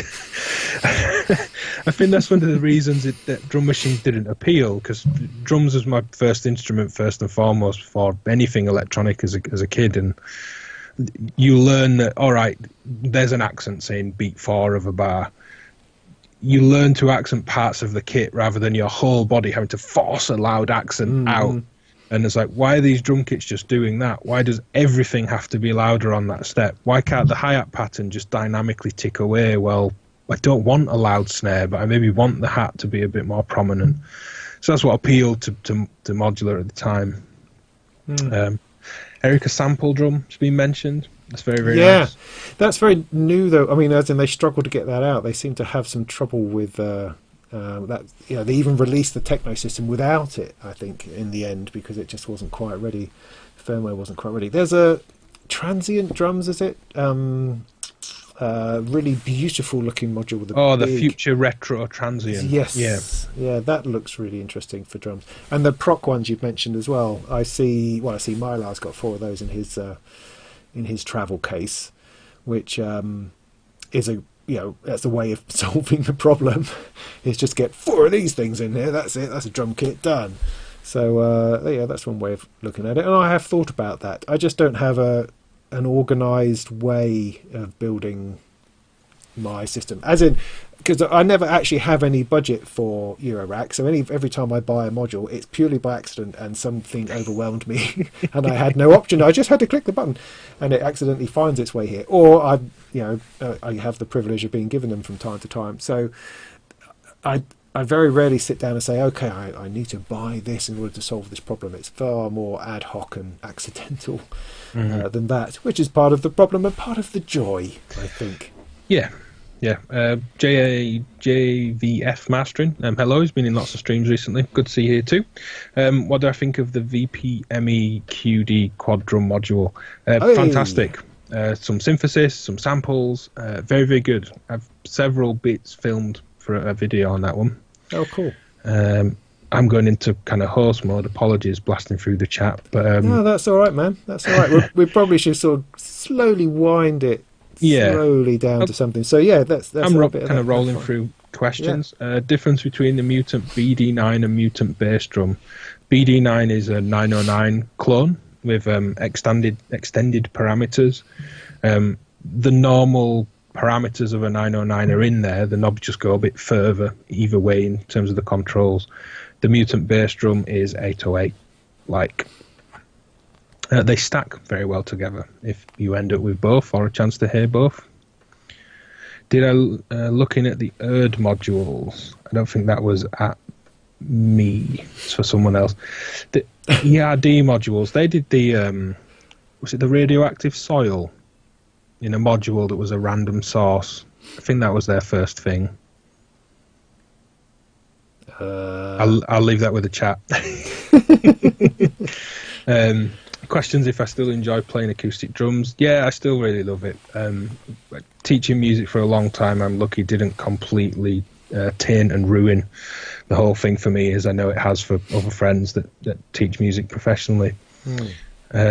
Never a word about Shipman's fantastic modules. Why? I've simply not used them. They look good. The filter looks very good. I've got a lot of those functions, and I'm quite confident sounds as well covered elsewhere. And I've never used them. Never heard of it. Never. I'm aware of Shipman. Matt Tech Modular had one 7 years ago, maybe. I kind of quick little drive over to Manchester when I was getting into this, and Matt Tech was showing me around long before he had a shop. And Nice. I'm sure he had a Shipman unit. I think it was the filter. Sounded very, very good. But yeah, I simply don't know them. It's not something that crops up very often, Shipman. I'm not sure if they're smaller run and there's not as many out there. I'd certainly be interested in trying some Shipman stuff, as I'm sure Robin would. But yeah, Manu says that he's I'm going to enjoy building the kit he's sending me tomorrow. Well, I'd love to say that I will be, but sadly I have another video to do on a late arrival Erica Synths module. So that's my plan for tomorrow, to squeeze that out on the same day it's released. But yeah, no, I'll certainly check it out. Is that what you're doing? Yeah. Module arrives in the morning and video's out that day. Well, that's a plan. Brave, man. That's a plan. But that's what I did today, pretty much. But yeah, I mean, something else I've got to do this week, which is sat here now for about 2 weeks, God bless him, which is this fella, which is a lovingly wrapped Eurorack Essentials. Have you heard of Eurorack Essentials? That's the name of the company. And they've sent me a couple of bits to do a video on for their, because I put out a word, like an idiot, saying, oh, if you're out there and you can't get to Superbooth, why don't you send it to me and I'll do a video? So they did. And it's like, right, I've got to really do a video. So that's my other plan for the week. And they're just little, beautifully wrapped, as I say, little interesting modules. Like that one's I don't even know what that is, a flip or a mute or something.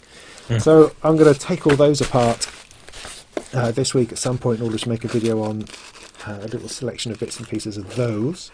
That's something else I've got to sort out this week. And I really must get my review, put that down, there, too much noise.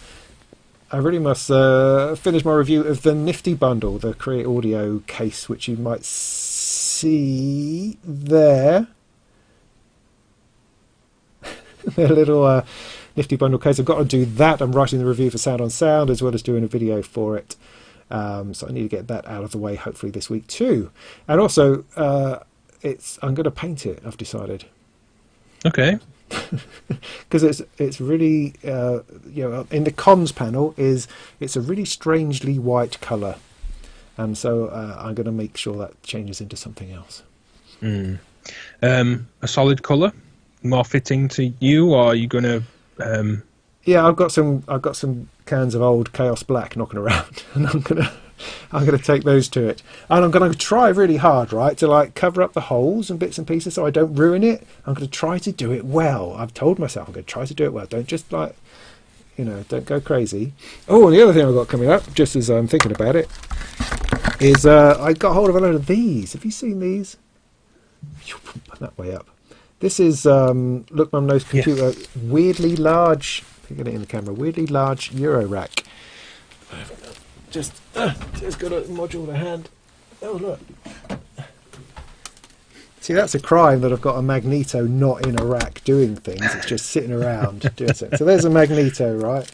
It doesn't massively speak to you, does it? The magneto, I think you spoke about before. Yeah, it hasn't done, and I mean to persevere with it. But that's the difference in size. And this is a format he's calling Cosmo or something, or it's called 5U. Did he call it the metric 5U? Metric 5U, thank you. It's not based on imperial measurements like actual 5U.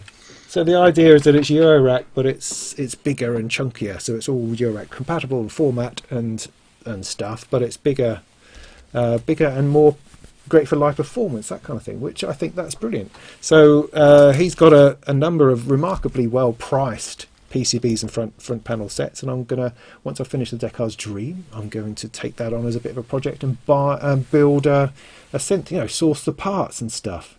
Like madness. How are you going to So mount that's all those? along. Being metric 5U. I have I've got a case of an old vintage closed case, steamer trunk type thing, and I'm going to fit some rails in there because I think the holes are similar. Yeah, they'll fit in early. So I'll build my own somehow frame in there, just like easily like I can, because I'm such a flipping carpenter. But I don't know. I'm just going to make it up as I go. I think we all are. No, I'm interested. Sam does some great stuff. I know he's ported a lot of Euro over. There's, I think, several braids oscillators in his modular system, in his metric 5U. I'd kind of like some 5U. Yeah. I sort of feel an urge. A Hordike system would be the real diving into the deep end that I would love. Yeah. But there's some other nice 5U stuff around. Yeah. Stephen had a go at that, didn't he? Didn't Stephen get hold of the noise engineering ones? Yeah. Is that right? Yeah, he very nicely and very, very, very kindly, Lyra Blank V, I think, bought a case, got hold of some modules, gave the case away that he'd paid for, and gave the modules away that he was sent to do the video. Very nice of him to actually not just give stuff away, which is great, but to actually go buy something and give it away. Very nice.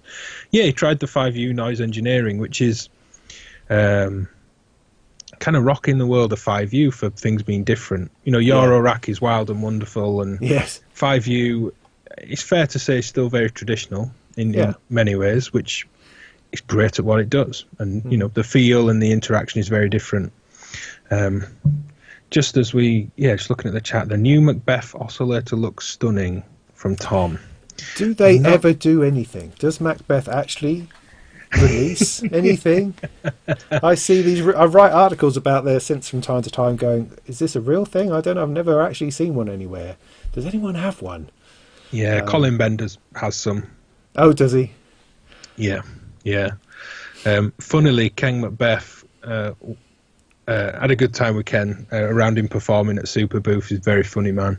But him and Ross Lamond together was a kind of force to be reckoned with too, which is good fun. But he came up to Alan at AGH Synth and kind of said, your stuff sounds really good, but it's too cheap. Kind of this, you know, Schwayman and McBeth operate in smaller numbers and, you know, different end of the market potentially. And I think it spoke to the quality of Alan's work at AGH to be told he's too cheap. Maybe punching above his price bracket. I can't see the Ken McBeth oscillator. I'm looking around Facebook for it and I can't see it. Is it on Synth Anatomy, Tom? I say that as if he's just there to go, yes, Ben.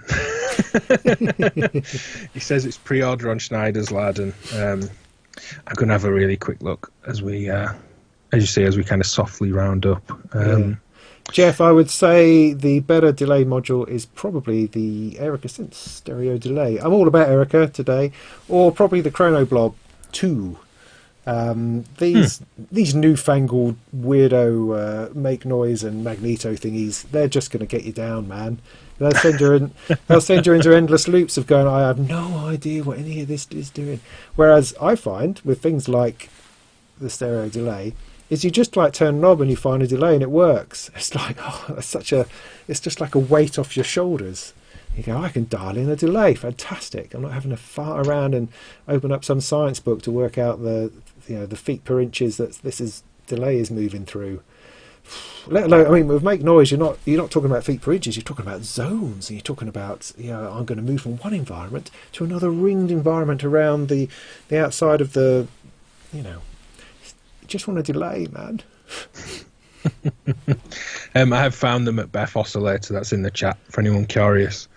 It does look good. The Mark II of his X series. 2 oscillators, typical analog, classic kind of thing, but all the nice things you would want.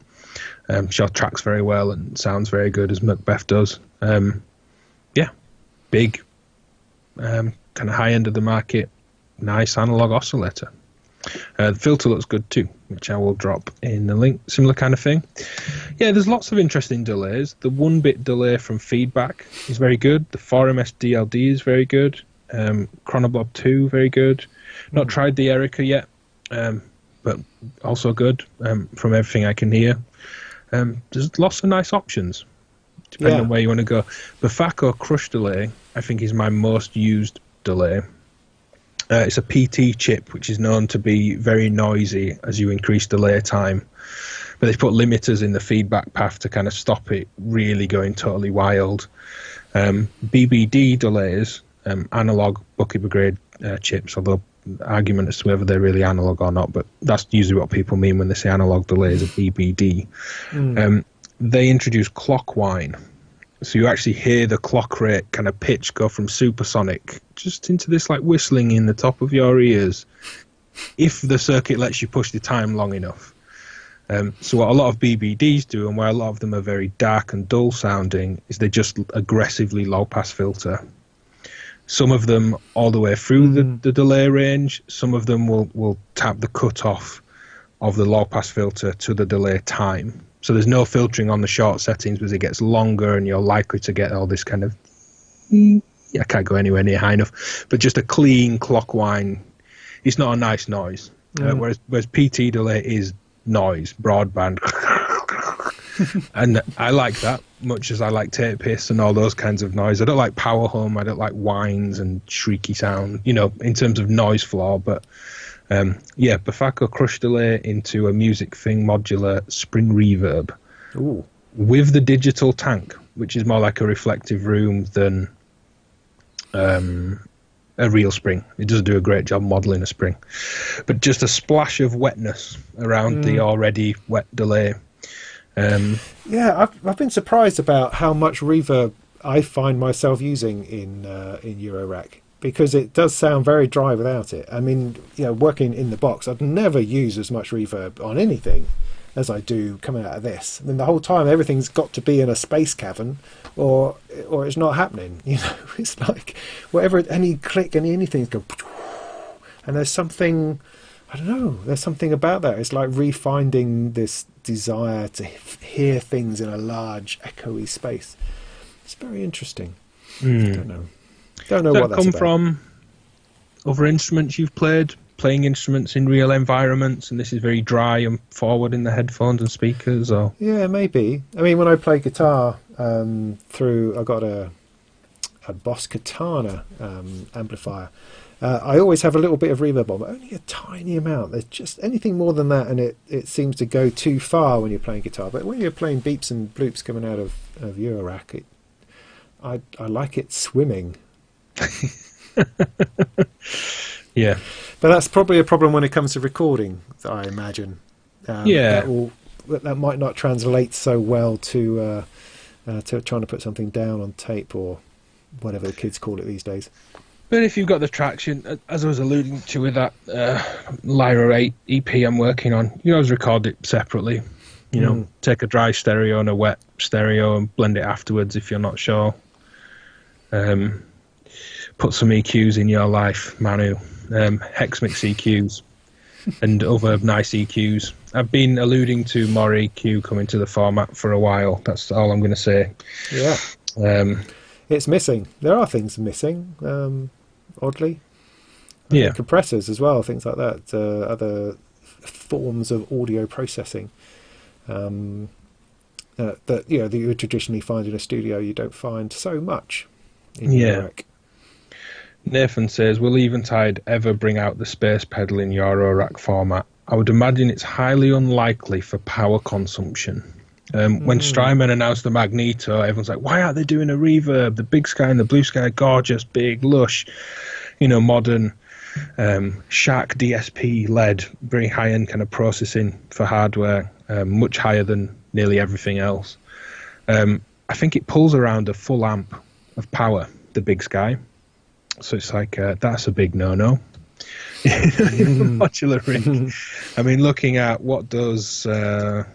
what power have you got? Is it 4MS raw power you have, Robin? I have 3 of those, and 3 Bafako ones, which are based on the same tech, I believe. All running off all running off running off one laptop supply, which I was surprised about.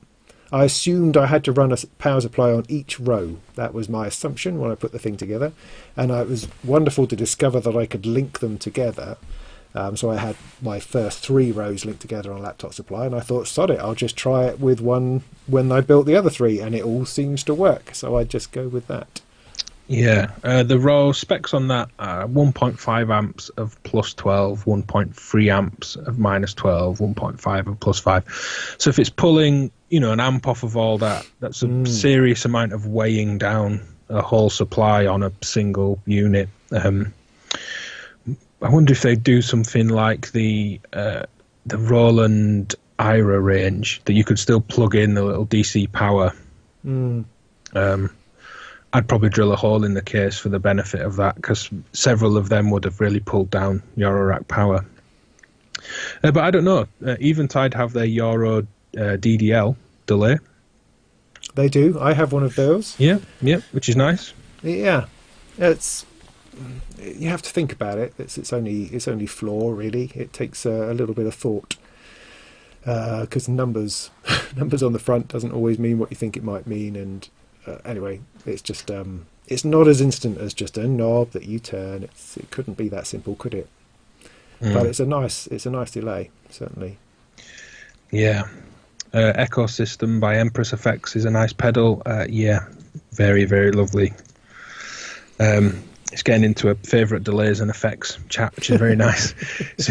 well, maybe we should draw it to a close then before it gets ridiculously late, I suppose. So what's next for you, in and around town, out and around in the live stream world or Superbooth thing? What do you have planned coming up? Yeah, nothing around town. Just in my house, the isolated town environment. So this is a few streams this weekend from me. The Feeding the Monster stream concluded last night for now. Great. Which was filling the ADAC Monster case with Chris Meyer. Yeah, what a thing! It's enormous. He's pretty much. I don't know if you'd like me saying, or if I'm ever so slightly wrong, but it's not far from the truth. I think responsible for vector synthesis, Chris, when he used to work with Dave Smith on the Prophet VS. Worked for Roland, some involvement in MIDI, I believe. A great history in synths before going off to do kind of video software training kind of things for a good part of his life before coming back to Modular. So an interesting take on how he uses Modular with this earlier kind of synth history in his life. But yeah, very interesting. They were on the Synth Society Summit, which I think is still going on because they're in the US, so probably going on for a few more hours. Some great streams for them, and this with yourself. Nice to hang out for a couple of hours. Tomorrow I'm going to chill out. Truth be told, I spent the best part of the week redoing this room, getting more gear accessible, plugged into the patch bay, onto the desk. Hell of an effort and organising. So probably play around a bit and just prepare effectively for Heimbach's single malt synthesis, the special Superbooth Special Reserve Edition. Nice. Very kindly invited into that with Constantine and Heimbach themselves. So I'll probably be there for the best part of those 3 days, which will be nice. So is it a rolling live stream? Is that the idea? It's a whole rolling live stream. The core idea from Heimbach was that you go to Superbooth, you bump into each other as we all do. Oh, hey, that's Robin over there. And you maybe just catch each other for 10 minutes and, hey, check this thing out. And it's you and someone else and the designer, and then they all have to go do other things. Trying to recreate that kind of chaos of it all. So they're roughly 20-minute slots with the companies, with about 10 minutes in between, all booked kind of half hour apart. And streaming from mid-afternoon roughly into the evening, concluding with a kind of 9 p.m. Kind of hangout. What single malt synthesis is, a drink, a bit of whiskey, of course, as the title would suggest, if anybody wishes. It's not essential. They're not forcing anyone to drink. And 3 days of that, trying to capture that experience, which should be really good. And then I'm not sure what's happening with Tom now says it's not Q-Sonic. You said it's not now not Q-Sonic. There's talk of maybe doing some little patch example-y type stuff and joining some panels over there, which would be great. See Nick and the Sonic crew. Yeah, he has mentioned about doing a few live things that I could possibly be jumping in on. We shall see, but that could be cool. I wish he would just put some link on his front page that said "Go here." That would be really helpful. I've got Superbooth 2019. You see, that's up on his homepage. I think it's still the kind of mass undertaking that Sonic is to cover these shows. There probably could be something up, I don't know, but trying to get content and get people to make content remotely and very different kind of approach to Heimbachs. Not going after that kind of lovely, chaotic, exciting experience of Superbooth. Not that Nick's things won't be exciting, but that's more about covering the products as Sonic would. Yeah, he's almost got a duty to us. We expect him to provide us with the reality of things, the actual products, the proper stuff. That's his job, and we need him to do it. Yeah, that would be great. Thanks. They're a great team to do it as well. But I think, as you said, it's easy to. Someone said to me the other day that the bigger companies, it must be really easy. They'll be equipped to make content at this time when they're isolating. You can't expect single person designer, largely hand building small run Euro modules to do it. It's a bit like what we said earlier, that it may be the case that they're more nimble to stop what they're doing and figure this out and do it. Not everybody, but a lot of the bigger companies aren't at work because they're all having to isolate as non-essential business. So I imagine, poor Nick and crew have a hell of a job trying to cover all this kind of stuff. So I imagine it'd be quite spread out. I'm keeping this next week on my channel largely open. I didn't want to step on anyone's toes. Didn't want to be, happy to be involved with everybody, but I didn't see any point for me crossing over time-wise. Be nice to appear elsewhere. But then the week after, kind of business as usual. Back to some demos, some bits here. Have to check in on progress of a few bits of DivKid module stuff. There's a few ideas out there. I may have a tape delay arriving this week. Ooh. Not the only tape delay. I've got a bit of a problem, truth be told. Yeah, I noticed you picked up the Space Echo or two over Space the Echo, summer, wasn't it? Yeah, Space Echo. It's funny, it wasn't cheap. It was serviced and the kind of price you would pay for a Space Echo. It wasn't a cheap find. But with my partner, a pawn shop called Big Deal, just music, kind of second-hand pawn shop, American term, but second-hand shop, used it since being a kid, got my first cheap mixer in there and all that kind of thing. And there was one, had a play, sounded great. We were out in Leeds and we were walking back to wherever we were going and, not shutting up about it. As you do, speaking to Matthew Shaw, who was like, you don't see them, it's not cheap, but it's a good price. And if it's serviced and known and reputable and all that kind of stuff, you should go for it. And then Megan was like, if, you're not necessarily going to see one of these again. They're not that rare. I'll never see a Space Echo, but not to buy and be in a position to. She's like, you should buy it. And there's been a few purchases over the years where we're around music shops and gear, and it's like, buy it. She's encouraging of it, which is great. It's an Echoplex I have coming.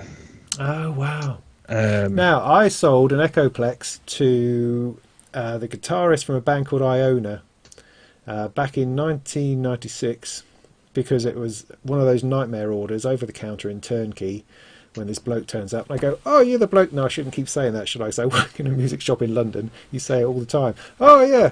And so he orders this thing and it takes like 6 months to come from some other place, and it's a constant pain in the arse to get hold of this Echoplex for this guy. It's a great guitarist, does a lot of exploring type sort of stuff. I have a few of his records, and so yes, that's my very quick Echoplex story, as in I don't like it purely because it caused me pain when all I wanted to do was sell MIDI cables and make like 10 quid commission on them. Because that's what you don't need. You're standing in turnkey. What you want is someone to come in and say, can I have that SM58 off the shelf? Yes, you can. There you go. Ching ching. someone walks in and says, well, I'm interested in perhaps getting a sound tools system, or maybe Sibelius 7 on the Acorn Risk, and you go, oh god, this is going to take me all day, and it's not going to sell. Yeah. Anyway, yeah, that's full on. Someone said I've been hitting sound gas. No, I haven't. It was much cheaper than sound gas, but they do very, very good work and support people and support these old products that are well out of warranty. You're very much looked after by very good people. But no, not from sound gas. Yeah, there's a few other bits. I'm gonna have a lot of video ideas with that. That probably be a summer project, and then I'm gonna sell a few. Kind of building up a collection to make comparisons and. Nice, yeah. They're interesting to old do like machines. 5 minutes or something, wasn't it? Was it like does hours of delays? You can, I think, mod it to go that long. I'm not totally sure which one goes super long. I have a few that have had rate switches modded on to the point they stop, so they really will go slow. But the tape is just churning and chugging and like dragging a horse. It's not. It's too. They go too far. Some of the machines I've got, but it's fine. You can dial them up a bit. Nice. But yeah, very nice to come on and chat and hang out. That's really exciting. I think I love hearing about unexpected things, as in, because we all assume that you're sitting there, Eurorack, record another record done. And so, you're taking stuff out and you're sticking it down some ridiculous delay that's then going to be hanging on a piece of tape and then stuck through something else. And that's brilliant. I love that. Well, we're talking of creative unlimited products. Here we go, £10. Check this. In original box. Oh, so you've been talking to the Magpie again, haven't you? It was £10 on eBay. That's brilliant. And I have a friend that wants one, so I bought it purely to tease him and then probably ultimately just give him it. Yeah, it's not all Eurorack. Channel mainly is, but certainly enjoy lots of other things. Oh, that's brilliant. But yeah, so who's coming up for you this week? Well, coming up next with the chat. Yeah, I just got my list up. Tomorrow I've got Manu from Bafako. We'll talk about kits and DIY and other bits of nonsense. He's really into robots and comics and stuff, which we might talk about that as well. So that's cool. Then on Wednesday I've got Eden Gray, a musician. She's also the founder of CV Freaks, which is a kind of a festival event that happens down in London and Brighton. Is that right? I'll have to research that. London, yeah. So she's one of the first people I spoke to about Modular a few years ago, and I'm delighted that she's agreed to speak to me some more. She is staying in place in Miami at the moment, so yeah, that'll be great. Looking forward to that one. And then on Thursday I've got Gertz from Erica Synths. We're going to talk about everything dark and mysterious. Then moving in, I've just confirmed Mark Doty for Sunday. Next Sunday, this time. Next week. He was a real blast at Synth Reactor. Yeah, he is a real find. Him joking and very drunk and taken very, very well, but him effing and blinding at S that designed the digitone for Electron about how FM synthesis was the devil and all this kind of thing, and S just thought it was hilarious. Just a really drunk Mark Doherty kind of really digging at him for FM synthesis. Yeah. And he was kind of like S back at him, I didn't make the DX7 but you made the digitone. Oh, I missed that. I was hoping more people would very nicely and friendly all have a big fight and get very drunk. Some verbal slanging, but yeah. Well, sadly, it will be the middle of the afternoon where he is, so I don't know how drunk he'll be, but it'll be interesting to talk to him. Of course, we'll talk about polyphony and history of synths and stuff. He's got one of the new ARPs, 2600, so I'd love to hear him talk about that a bit. Then the following week, I've got more of this. I've got penciled in a lady called Helen Lee, who's a sort of a hacker modder person who does it's like she embroiders synthesizers into things and then builds a construction of stuff. I've followed her for a long time on Twitter and was brave enough to ask if she'd like to come on, and she's kind of umming and ahhing about it, which I don't blame her, because I must have seemed crazy as far as she's concerned. But hopefully I'll be very interested to speak to her next week.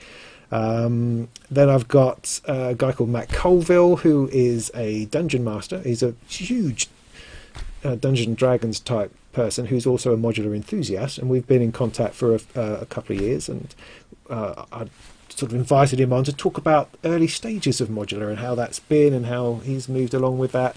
And I think he's a fascinating bloke, and I think he's got an interesting story with that kind of thing. And then I've got Bob Rogue from Black Corporation. Those ones not quite so set in stone quite yet. And potentially, this is not rocket science, and if people keep coming along to these things, I'll keep churning out more of them. So, there's lots of people I'd like to speak to, and these are just the ones I've got so far. So plenty more goodies to come. But yeah, that's... Robin, are you on Patreon? I am. Under what name? I'm trying to find the account to share the link. Robin Vincent, all one word. I was putting Molten music in. Kindly reminded to share Patreon accounts, so I'm doing that. Thank you very much.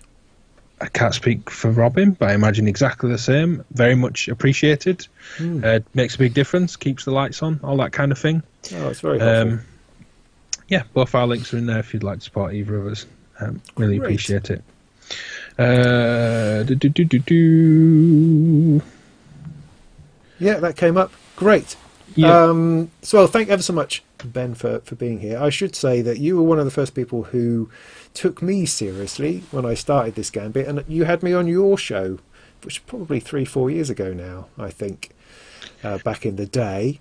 Getting started with Modular. Yeah, something like that. Series you were on.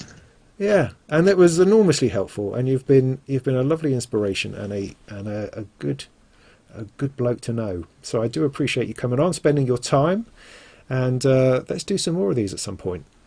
Yeah, absolutely, and that's what it should be. The only reason I'm here doing anything of what I'm doing and not still teaching music in schools and things quite as I was is the supportive community that's built, and the openness and willingness of everyone to support everyone, and people like you still do, and I try my best to support everyone as well. And I don't mean that in any kind of getting a foot up way. I genuinely think there's a lot of very interesting, lovely people around that are just nice to be around. We've all probably had jobs we hate. I love the people I get to interact with. It makes life a far better thing, certainly than other jobs that I've had. So, yeah, an absolute pleasure, and great to be invited onto things. And, yeah, I'll be watching along for Eden tomorrow. Great stuff. Great. Manu tomorrow, sorry. Eden on Wednesday. There we go. Great. They're cool. all So up thanks. now, aren't they?